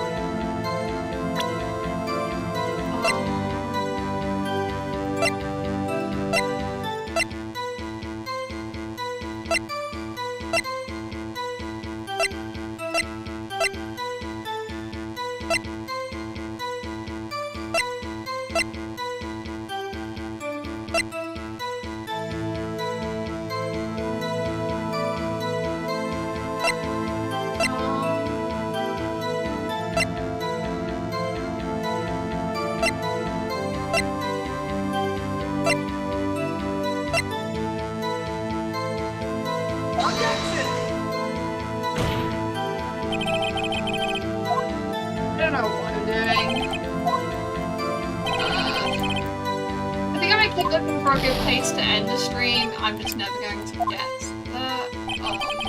I'm too tired for this, so I think we're gonna just end stream now. I just need to send a message to myself saying that the save file's in the second slot, so I remember to load that one up.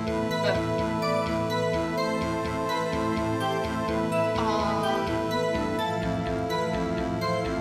next time I play.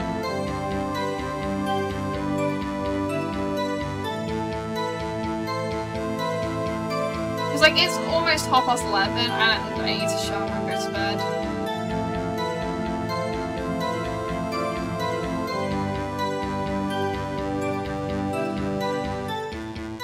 So, yeah, we're going to just leave it here. I'm going to,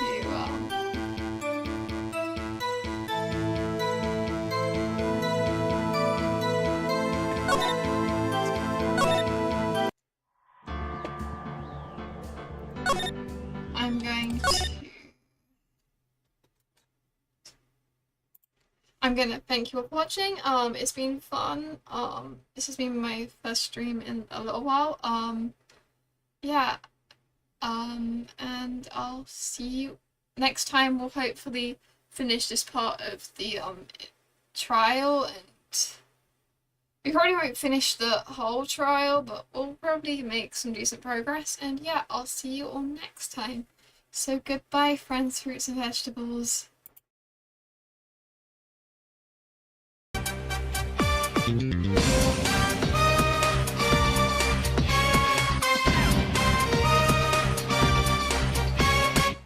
Been a little while, but I'm still battling, moving fast while you just prattling. No time for me, no tangling. Hit you in the spot with no angling. A lot of anger in it. Flash rhymes, coated with spangles. Add some sounds in the times. Wangles, 3 dots connect to rectangles. Just like music sounds connect and rambles.